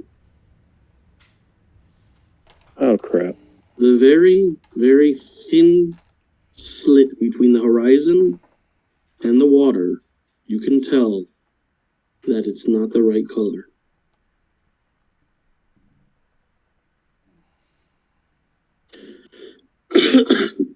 Ahead of you, you see that there's some sort of storm brewing. It is not the rock like they are seeing, but it's different. You see the water splashing about more roughly, and you see a storm brewing. Now, we will go back to everyone else. We have to do this other chunk real quick. You guys arrive at the rock. You are some distance from it before you put anchor down. Is that what you do? Sure. All right. You guys put anchor down as per the statement of Analyth Jekyll. Analyth is now in charge because Lexington has decided to shut up for a reason. Lexington has no business with this. Now you guys stop quite a distance away so that you don't get sucked into the fucking rocks. They're a huge black wall. Allow me to describe it. Da-da-da-da-da. Let's see. The rocks of Florican are nothing more than a mass of rigid spiked rocks, each rock with a dark tint and a few peculiar tints. Let's see, a few peculiar remains of Confuse who look up. See, you can tell that there are a number of remains of ships, that ships have crashed here many, many times. There's many, many different ripped apart ships on that rock. Silence is looking at all this and he's like, say, our ship is a grander ship than any of theirs. It will not break up on those rocks.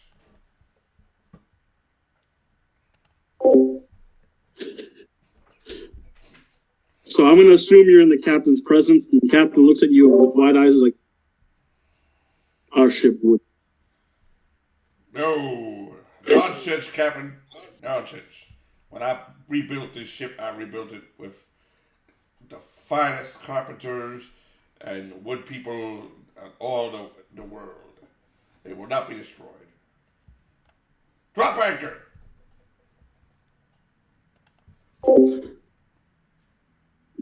The anchor is already dropped. You want me to... Drop it further! What Analyst says, Captain. Drop it further. Somebody go, Garçon, go pick up Lexington. You see the... He runs off and goes and he finds Lexington. Lexington, the ice cream guy, for some reason, to get you. The shake guy, he's like, hey, Lord Lexington, they're calling for you. Instead starts looking at the table where the people were fighting, like, oh, you see. Oh, by the way, at this point, you got immersed in this game and you've built a huge empire. There's like a lot of tiny people all relying upon you. You're currently in a trade deal agreement, an alliance with the old man. And the old man is currently at war with the other old man who's forgotten to contact the rest of the world.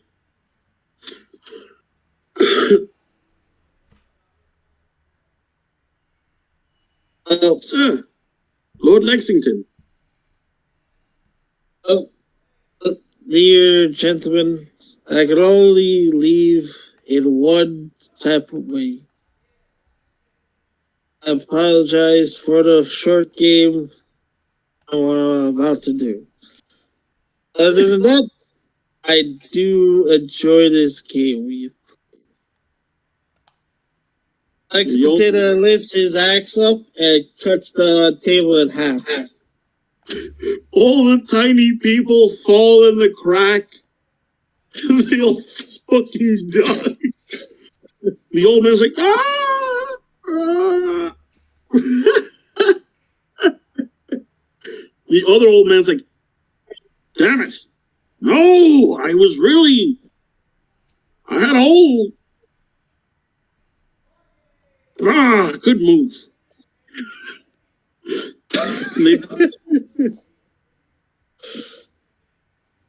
The old man he grabs your shoulder. He pretty much grabs. He's like, he comes up with you.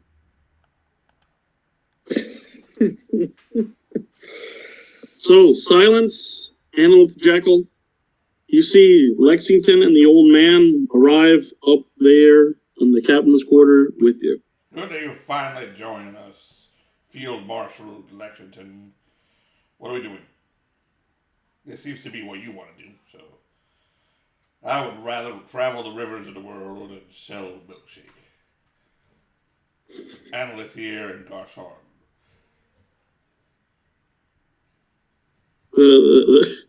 The shake guy, Ivan Pop Carlson, shakes his head. Yeah, he nods. Garçon, which is boy. I nod along as well. Carlson, yeah. Alright. Garçon, which means boy. Garson. Means boy. His name is actually everybody here Carlson. That's why his he last calls name. him Garçon. He doesn't understand what his name. So he says Garçon. He calls him boy. It's boy in French. Oh my god. Okay, continue. Okay, silence. You're gonna need to go through the cliffs. What? Why am I going on the cliffs? Because it is your milkshake stand that is the very antithesis of the success. You are going to deliver your milkshake to a slumbering god. You see the old man walk over to Silence and he grabs his hand like, yeah. Old man, is it just me or is he coming too? Guess who's coming too, Lexington? How about Annalise? Is she coming also?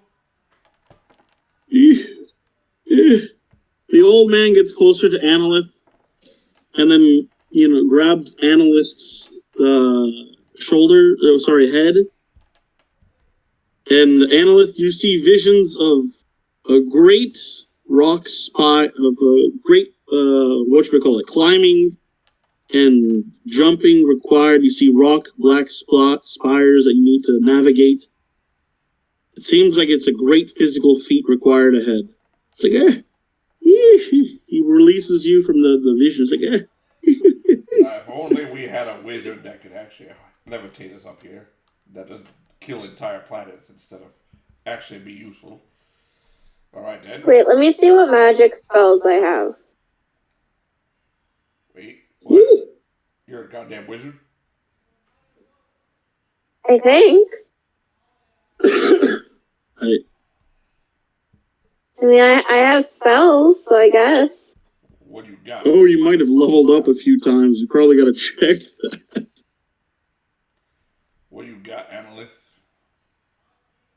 I got Flaming Hands, Curse of Moire, Snake Trick, Color Spray, Choking Cloud, and Comprehend Languages.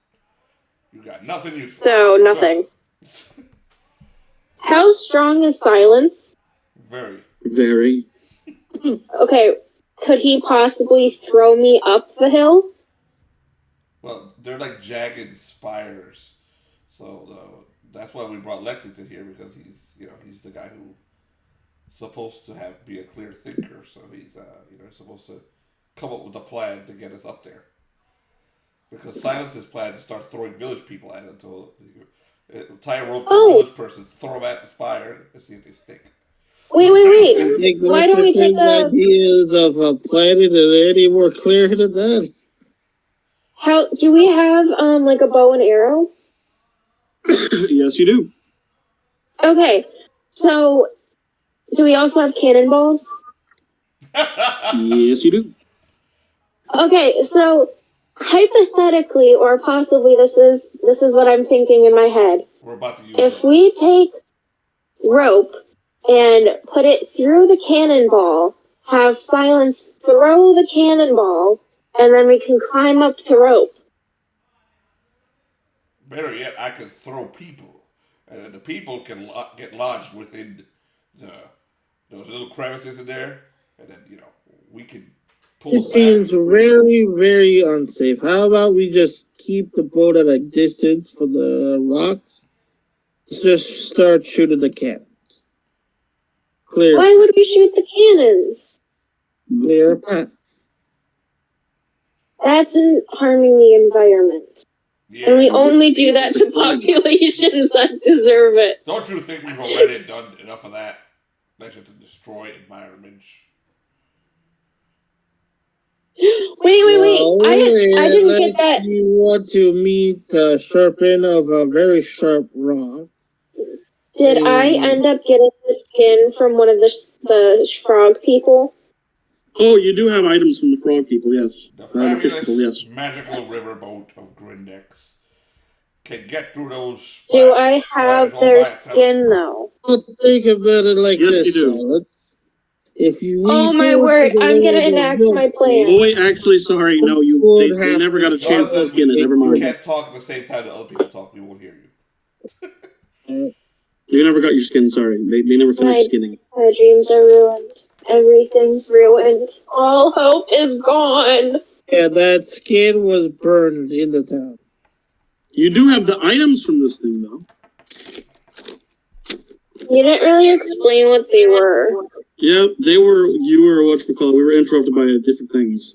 So you have a ring of a woman's beautiful lips and a black ring with an eye that opens up when you wear it. And you have 5 evil idols, 2 black onyx spears, and 1 black onyx diamond-shaped shield. That sounds incredibly not useful. Oh, yeah. I got nothing. Someone else needs to be smart this game. Lexington, why don't I throw you at the spires? And then you can climb up, find some footholds, use your climbing skills, and then we'll follow you. Can't we just swim underneath the rocks? Like, there has to be a cave system. No, the waters look like they're choppy, don't you? Just Very. But you're an alligator. no. You see, the captain is now. Salt water. The captain's gotten frustrated, and now he's outside looking at the railing.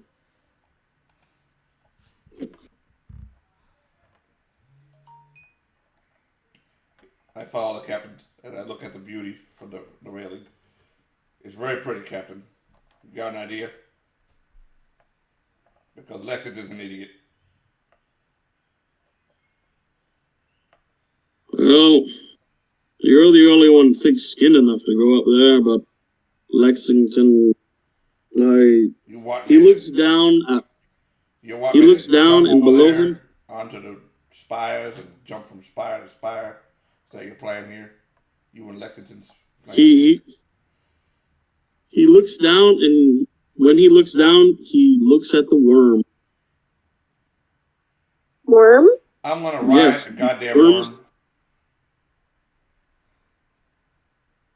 Well, technically, the worm could get you there safely, but if it dies over there, well, that's a risk. But the worm is built for water, intense, difficult sea. So, that's if you want to gamble, Silence. I still fail to understand exactly why I have to do this. Well, the others seem to have not come up with anything. I could bring the ship around, but it's said that there is no other way up other than climbing. But who knows, we might find something no one else has. It's not like people come here for fun. Again, I still fail to understand exactly why I'm here and why we're climbing this thing. Maybe the guy who wants us to do this can tell us. Lexington, come out here.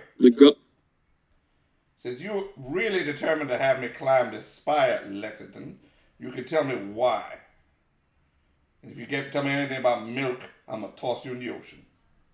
Like I should have done a long time ago. Let me remind you that it was your idea because your fascination with the god Ares teleported us to this world. I toss him in the ocean. And he told you.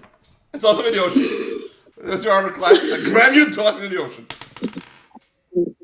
25. I tried to stop it and I tried to throw him into the ocean. Good luck. Rolling over a 25. You rolled a 25? Well, that's a surprise attack, so he throws you into the ocean. Now let's see if noble milksops can swim. Lexington, as you fly into the ocean, you see an old man laughing at you, a guy leaning. What? You see the seer that you brought to the boat, who's leaning on a rock, and he laughs at you as you fall overboard. You enter the deep seas, and it's very cold and very black. You can't really see much in the water. But it's not the water that you saw back there before.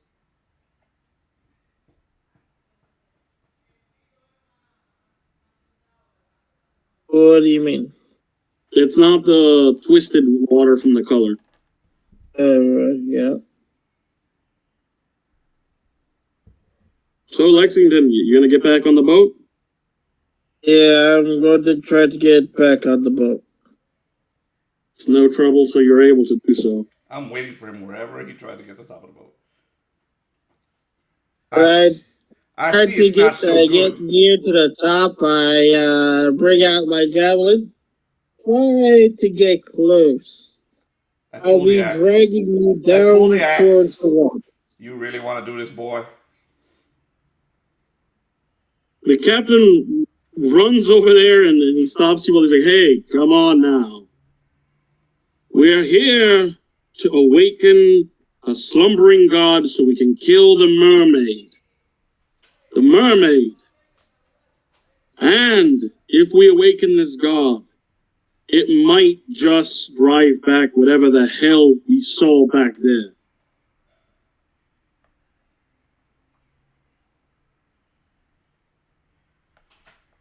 I'm still standing exactly where he's supposed to climb up to. I'm still like a little bit low that point. You're holding a spear with one hand, and you're holding on to the bow with the other? Yeah. Silence looking around. Anyone close to him? Yes. There's a few people who are actually watching the commotion. Milksop. Look back there. Huh? Milksop. Look back there and find us a route. Or I start tossing bodies. Are there any binoculars? Roll luck. Me? Because I've saved your life many times, so now you're going to do something useful for a change. Find us a path, instead of volunteering me to do it. I didn't volunteer you, but sure. How about shooting the damn walls? It's a rock face with sharp rocks. I'll let you do that. You find nothing, Madeline. I'll let you do that. Now get out of the way. I put my javelin back and start climbing, and start telling the captain to aim the cannons towards the rock face. The captain scratches the back of his head, but he begrudgingly helps you. It's like, and your call. You call it on your mark. Fire. The cannons fire and slam into the side of the rock. You see chunks of the rock fall down. And you see pieces fall down. You see some of the boats sink into the water. There is more rock. Do you want to keep firing? Does it look? Have they, like, enough where the side of the damn thing's not sharp? Does it look more navigable, is the question. Navigable? Like you're trying to shoot the smaller spires. Okay. You do shoot the smaller spires, yes. Now yes. There's now just the flat rock face. There's no longer the broken boats on the side that would have pierced you if you tried to swim there. It's just a single flat face after a single volley. There are no more smaller spots. That is a lot more manageable. You did well, Milksop. Give me a rope. He ties a rope around himself and leaps in the water and swims towards the... Before you leap into the water, the little girl goes over to you and tucks in the knight on the rope. She'll protect you. He pats her on the head. Right, go stand by analyst. Avoid that goddamn noble. Wait a second. Can we ask the bee? Ask the bee to scout ahead? No. You can. There's dangerous things here, analyst. Better if I do it. He jumps in. He gets a very long rope that can be used to follow him. He jumps in. You have a crewmate that's also, letting the rope go. Okay. He swims towards the cliff. All right. Let's see. Now you got to make a roll. Let's see, because the waves are slamming on the rock surface. Either you can use a reflex save, or you can attempt to use strength to take the hit. Strength. That's all right. 15. 15? Mm-hmm. You make it. You pretty much slam with the wave on the rock. You see that the rock is a black tint. It's a dark tint. It's not a normal type of rock. Now, there's it's probably 80 to I think it's like 300 foot. The rock is black? Yes, it's a black rock. He licks it. What does it taste like? You taste the rock, and it tastes like the ocean. It tastes a lot like it doesn't taste quite like normal granite. It just it's you can't quite describe. He rips also a piece of it. He rips a piece of it. And he puts it in his pocket. He's gonna make some good milkshake.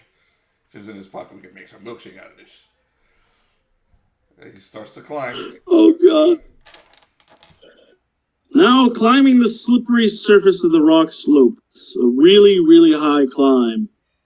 You have to make a dex roll.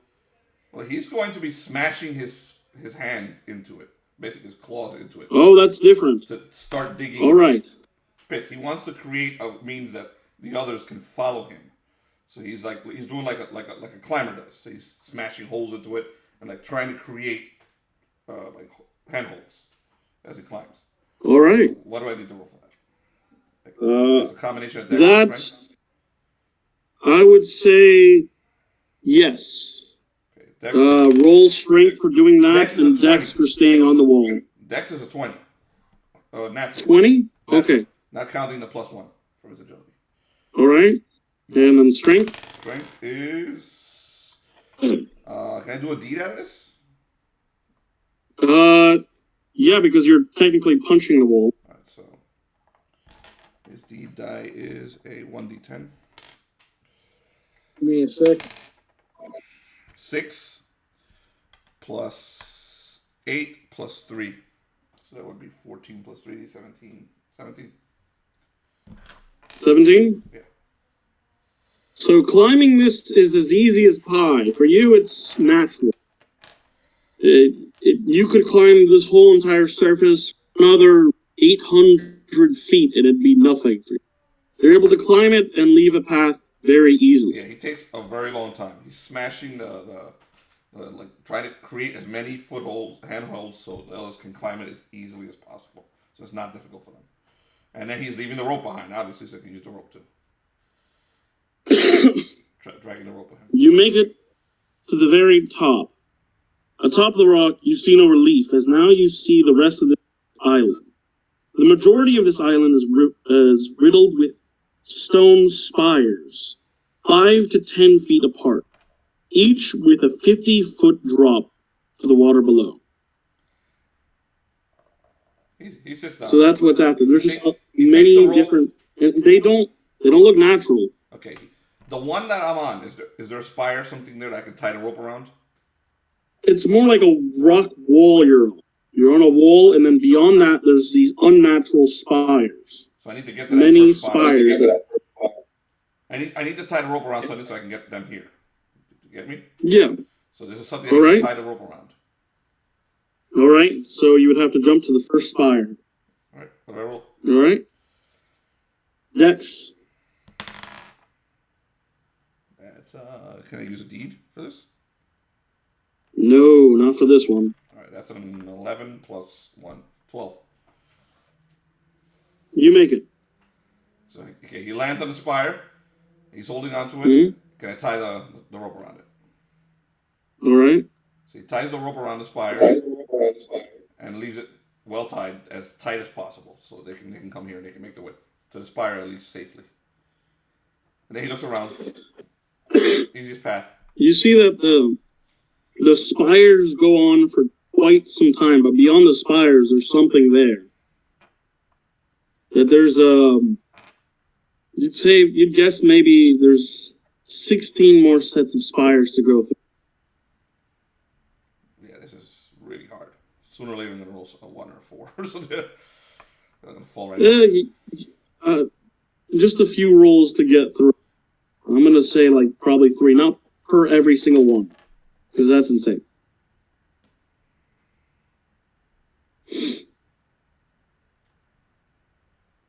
All right. right. Wait, hold on. So you guys... I want to make this easier. Oh. You know what? Silence carries 3 spears on him. He pulls the first spear out, and he takes the rope, unties it, ties it to the spear, throws it at a spire a fair distance away. Can I hit that with a deed? Mighty deed, do it. 8 plus 8. Not a good roll. 5 plus 8 is 13 plus 3, 15. I guess that's okay. 15. Yeah. All right. What was the deed die? What did you roll for deed? 8. My deed die is 8. 10. All right. Okay. You're able to hit a spire pretty far through. So now it only takes 2 rolls with benefits. Okay, so I made it a little easier for everyone. So he's doing that. Second roll is 10.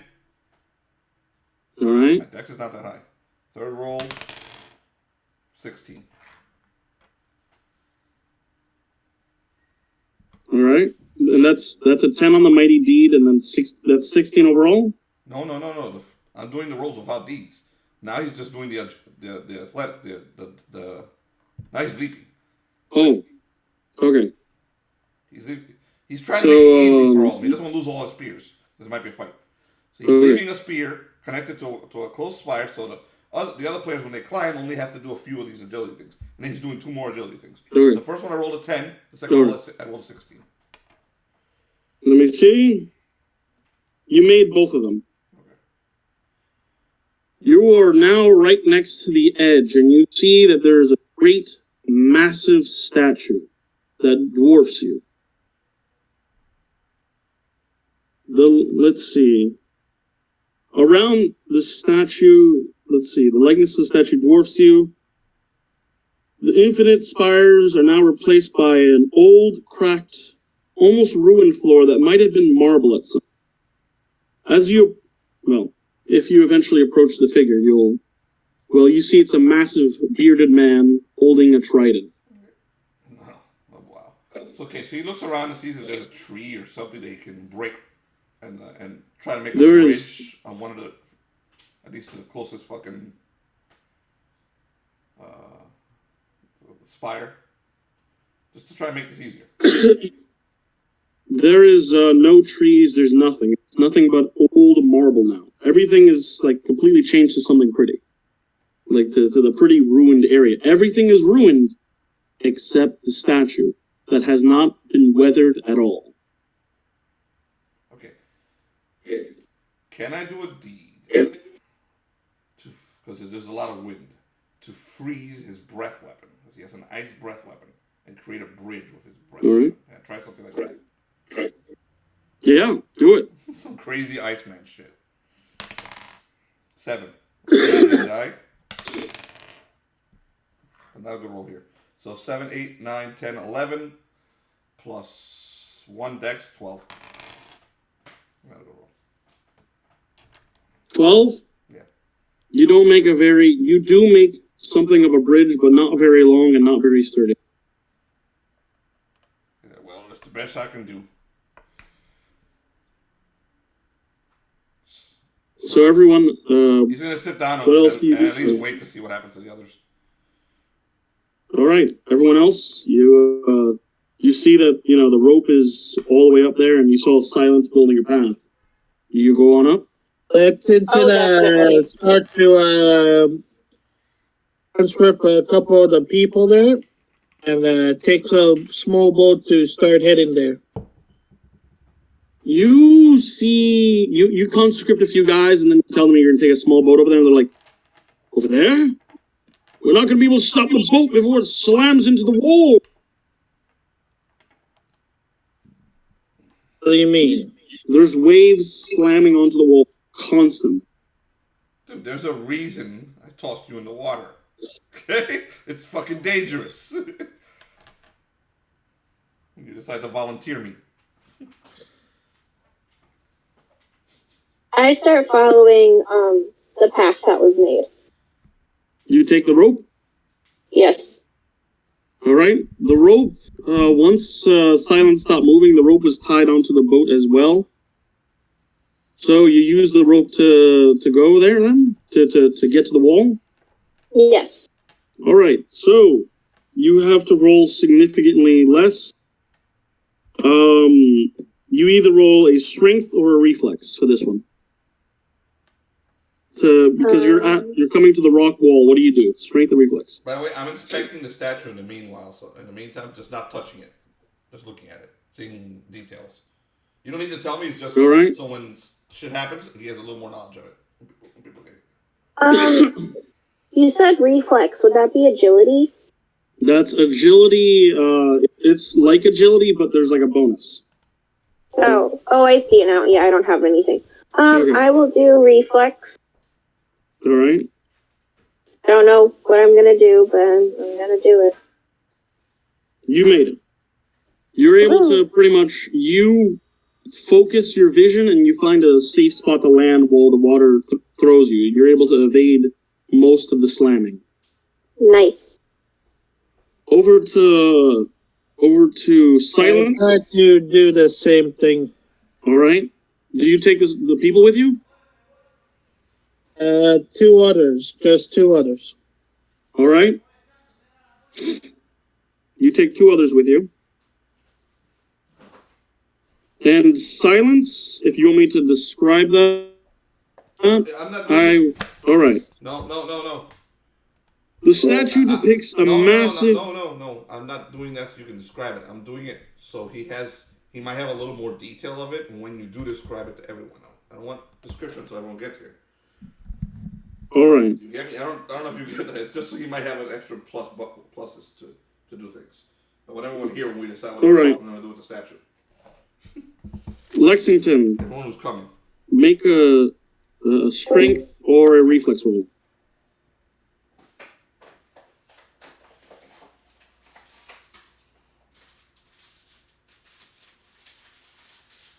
$13. What was that for? Strength or reflex? You barely make it. You're barely able to handle the slam of the water on there. Let's see. So now you guys have to climb the rock face. It's significantly easier now, but you have to roll a dex roll to climb. Both of you.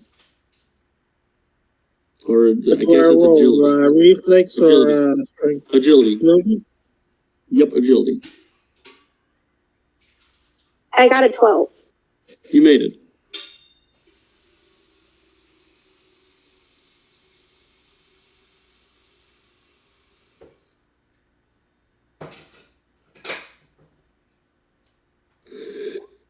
I get an 8. You slip after climbing a portion. Roll a reflex check. Right. 12. You didn't fall far enough to take damage. All right. So both of you make it to the top. Let's see. Now you have to make 2 more agility rolls to make it to the other side. You see that there's a rope remaining for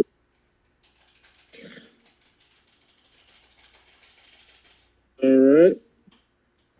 You see the same thing that Silence saw, the many spires. About 16 of them between you and where he is. I'm gonna roll for agility. Do it. And I got a 6. You fall. God damn it. Roll a reflex check.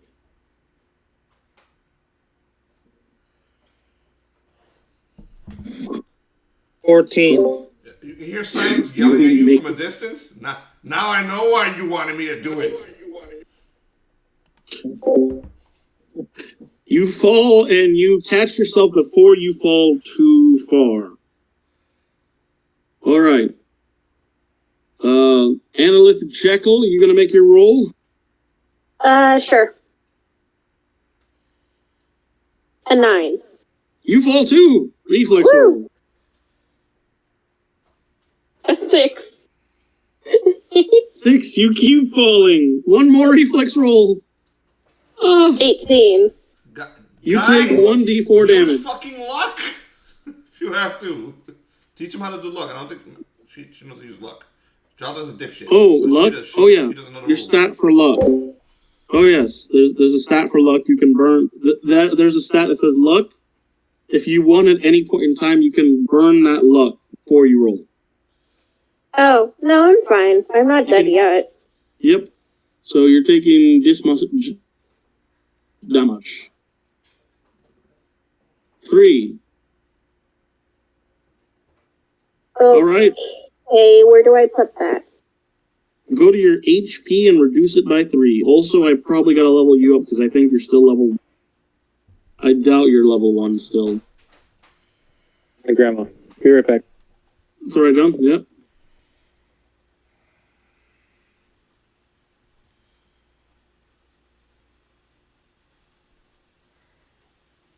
Wait, do you mean hit points or XP? Hit points. Your hit points go down by 3.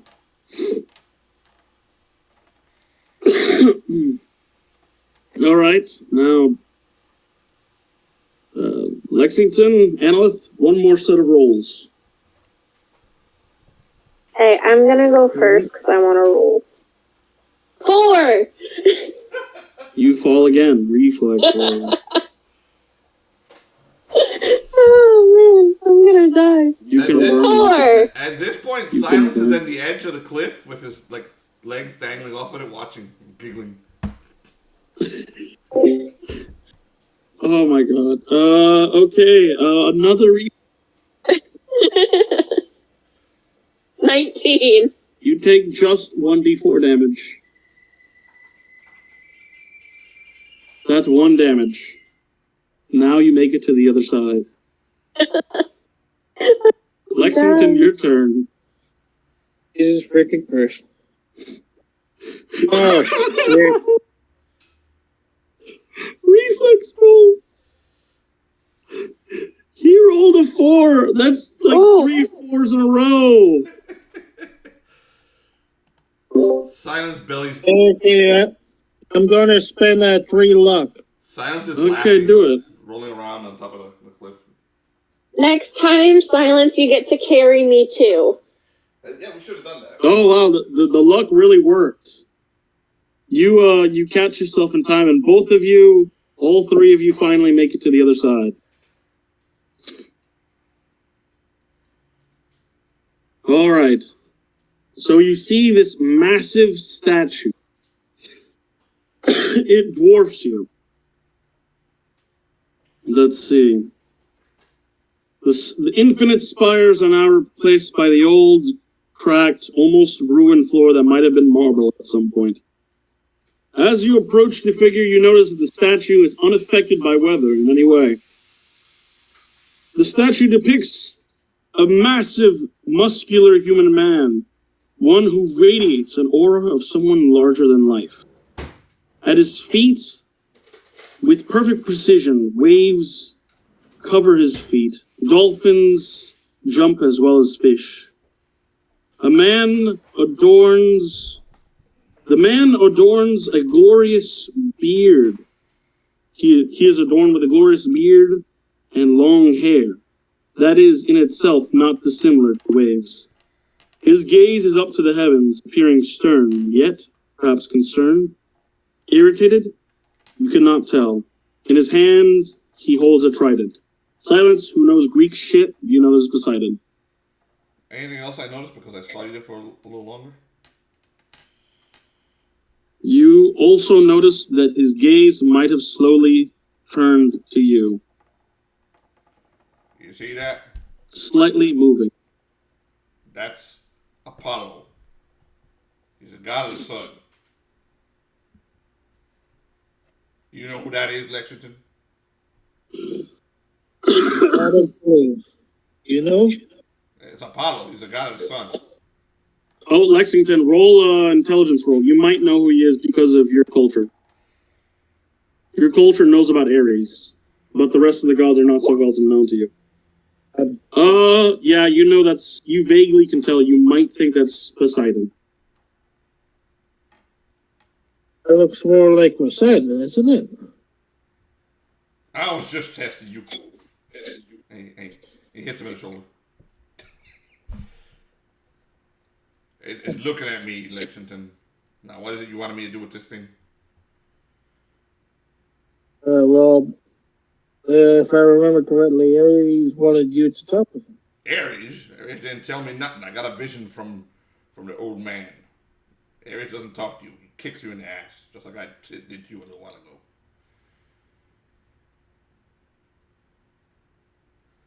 Okay, he walks up to Poseidon. Upon approaching closer, the eyes of the image He glow. bows Statue to Poseidon. He doesn't look him in the eye. He bows to Poseidon. I wave. The statue incinerates Atlas.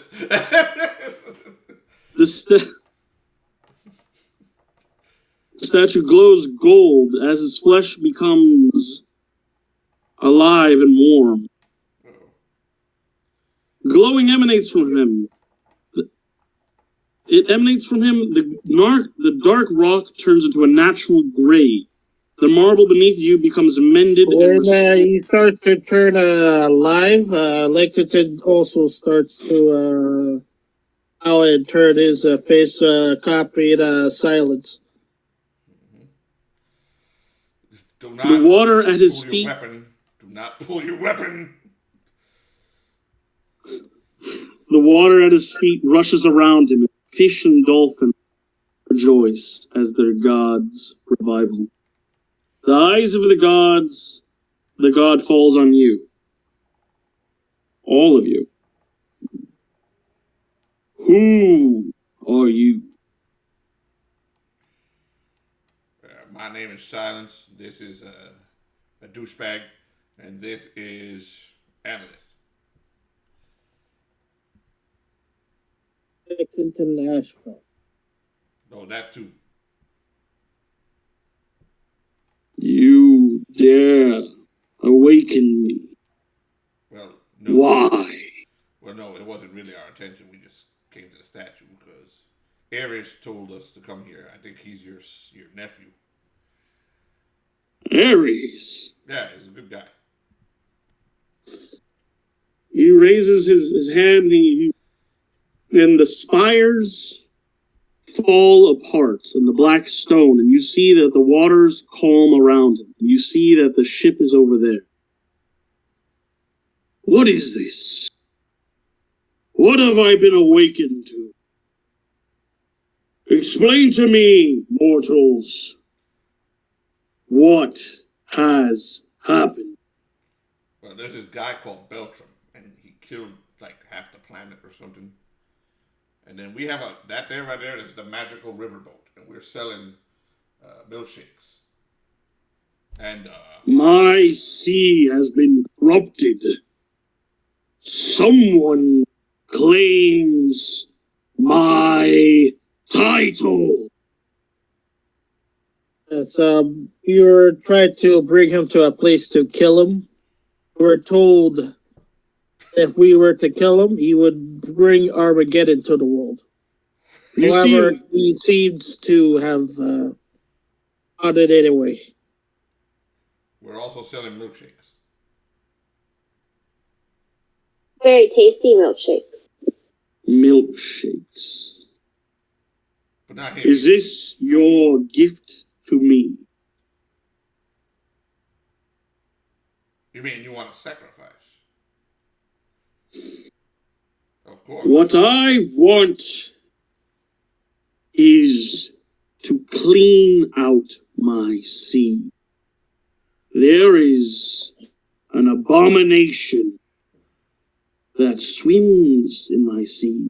There is a woman who claims my title, and you, who have awakened me, will help me kill it. Well, Poseidon. See, we can do that real easily. See, the mermaid is the creature. So what we gotta do is we gotta get the mermaid and a dude called Beltram. And we gotta let them fight. Put them together. That's what we gotta do. So if you have a way to teleport the guy called Beltram over to the mermaid, or you can tell us how to do it, we got this.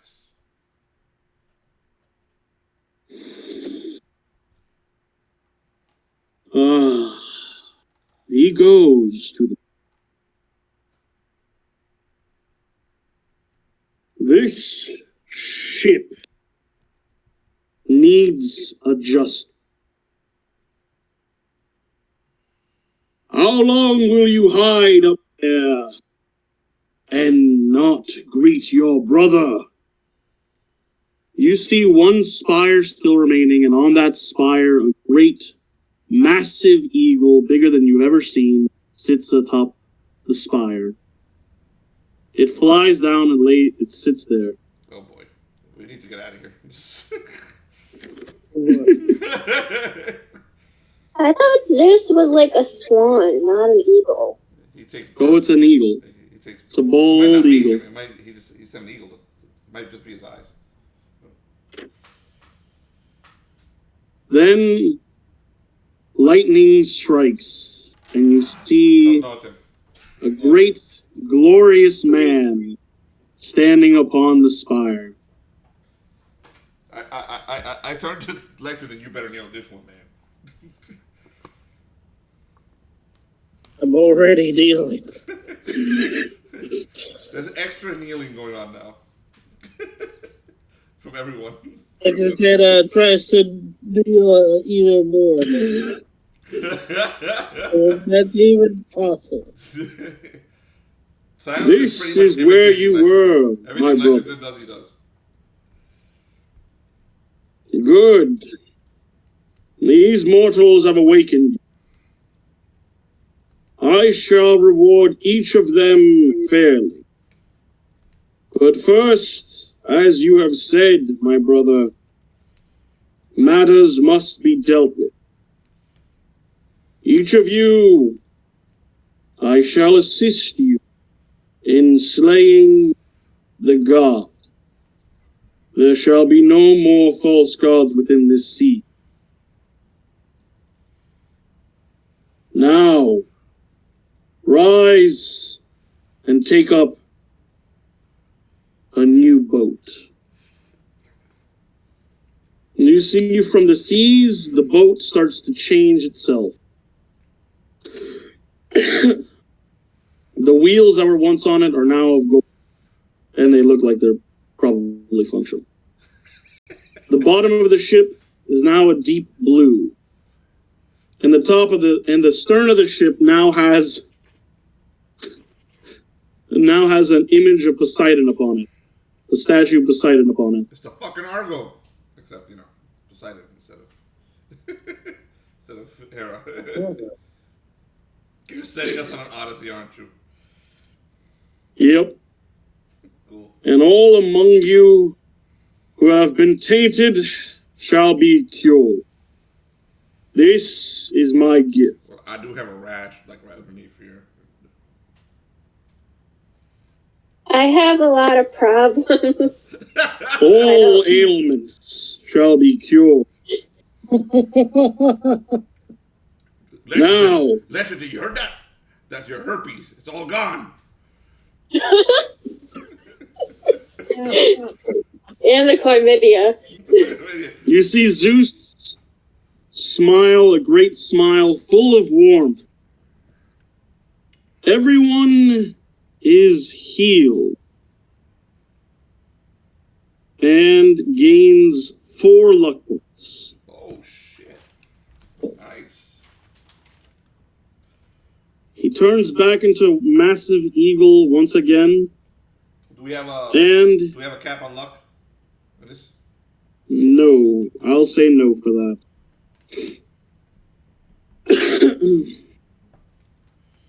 I just went over.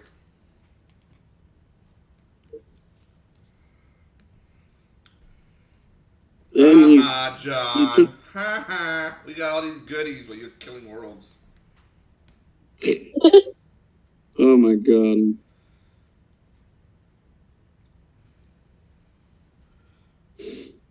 Let's see. So he turns into an eagle again, and he into the skies above. And then you see in the clouds lightning striking.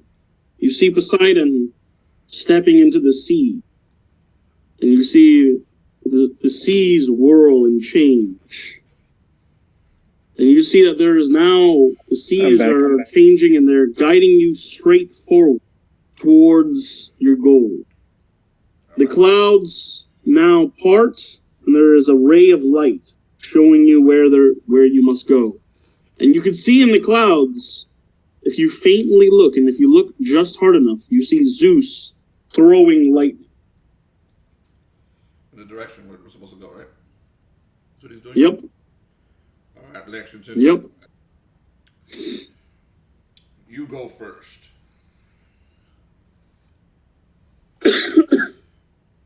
Come on, man. You can go look like the noble you are.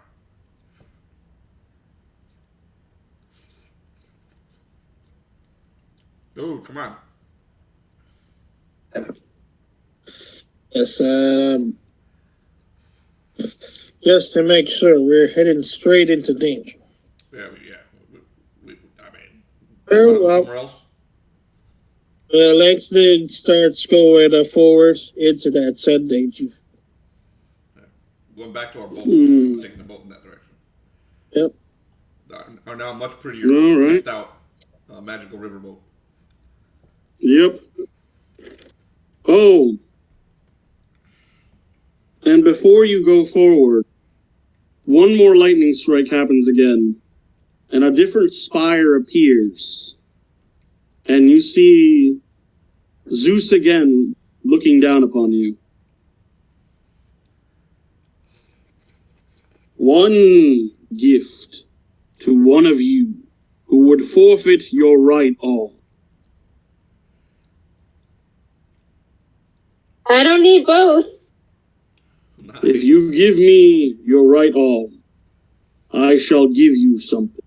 Wait, what are you going to do with it? One who sails the sea Zeus is will going to be need. awesome. Don't worry about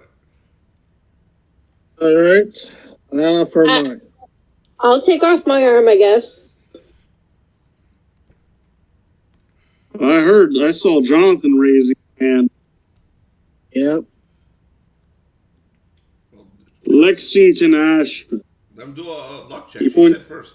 So let them both do luck checks. That's a good point. Luck checks, both of See you. which one Zeus picks. Oh, crap.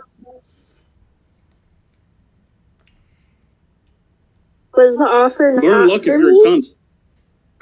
It's for anyone who says. It basically influences Zeus's decision. Which one to give it to. So I can I got a burn 16. Roll your luck. I can burn luck, right? For this?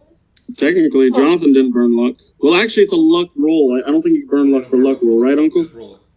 Yeah, that's a luck roll. You gotta roll it. And roll. I got a 6. What's your luck? I don't have any luck. Look at You your got 4 luck at the very least, right? Yeah, you have to have 4 luck at least. Look at your stats. Yeah. Strength, agility, all the way to the bottom. One called I luck. can go double check right now. One. Analyst. Here we go. Analyst, Jekyll, character sheet. Your luck is 10, so you have no modifiers. Okay. But she just got luck. She just got 4 points. So her luck is actually 4. Yeah, you got 4 points. So add points. So you would have a +1 then, I think. It's a 14. I'm very confused. I think you failed the luck roll right now, but you should still add the 4 points of luck that we just all got. You go over to your luck and change it to 14.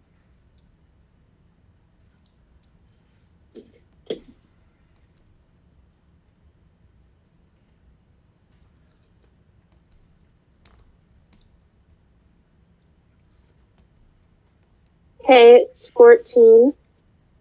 Nice. Still, despite that, with the bonus, Lexington wins. So, Okay. now forfeit is your right hand to this gauntlet, and remove it nevermore. A part of my father binds you forever. Thus, you can travel back to Gaia, mother of us all.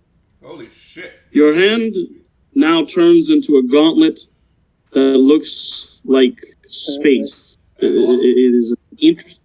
That's really cool. It turns into... You sense that if you are on a boat with this gauntlet, you can change where you are and teleport through different portals. Does that mean Basically, if I what throw you Ares into the ocean again, you can just decide to come back? boats. Well, pretty much, yeah. You could always return to Gaia, mother of us all. Move the time. Is she? Nice. It's a good thing this was my idea.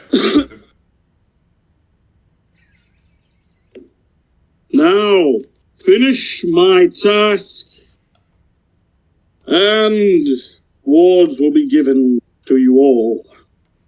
Go. Lightning strikes again, and he is gone. Alrighty. So, that is pretty much where I thought I was going to get you guys 2 games ago. Yeah. Now, sorry, John, for all that, but you're part of the final battle. I'm gonna blame John. John. Yeah. Don't worry, I got you. You're part of the final battle. All right, cool. I'm sorry about you having to wait the game, man, but... It kind of worked out. I've been going after helping my grandmother a lot, so... Alright. Well, next game is the final battle. You're a part of it as well. So it should be very interesting. I'm ending it right here. Well done. XP? Thank you. XP for everybody. Even though, well, John, he's in a constant life or death situation. Everyone else, that was an actual life or death situation. It was life and death. That was hard. Oh, yeah. Okay, is it 4 hit points or 4 XP? XP. And I gotta probably level you up, Madeline. Awesome, that's really fucking cool. Oh, yeah. That was planned quite some time ago.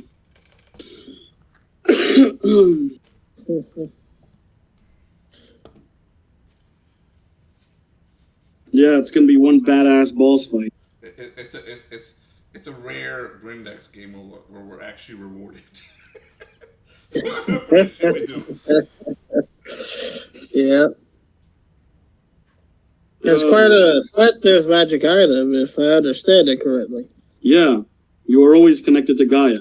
Well, you know, you have a part of... You're pretty much holding a part of Cronus. So. Cronus. Okay. Yep. But you can always return to Gaia because of that. So if someone were to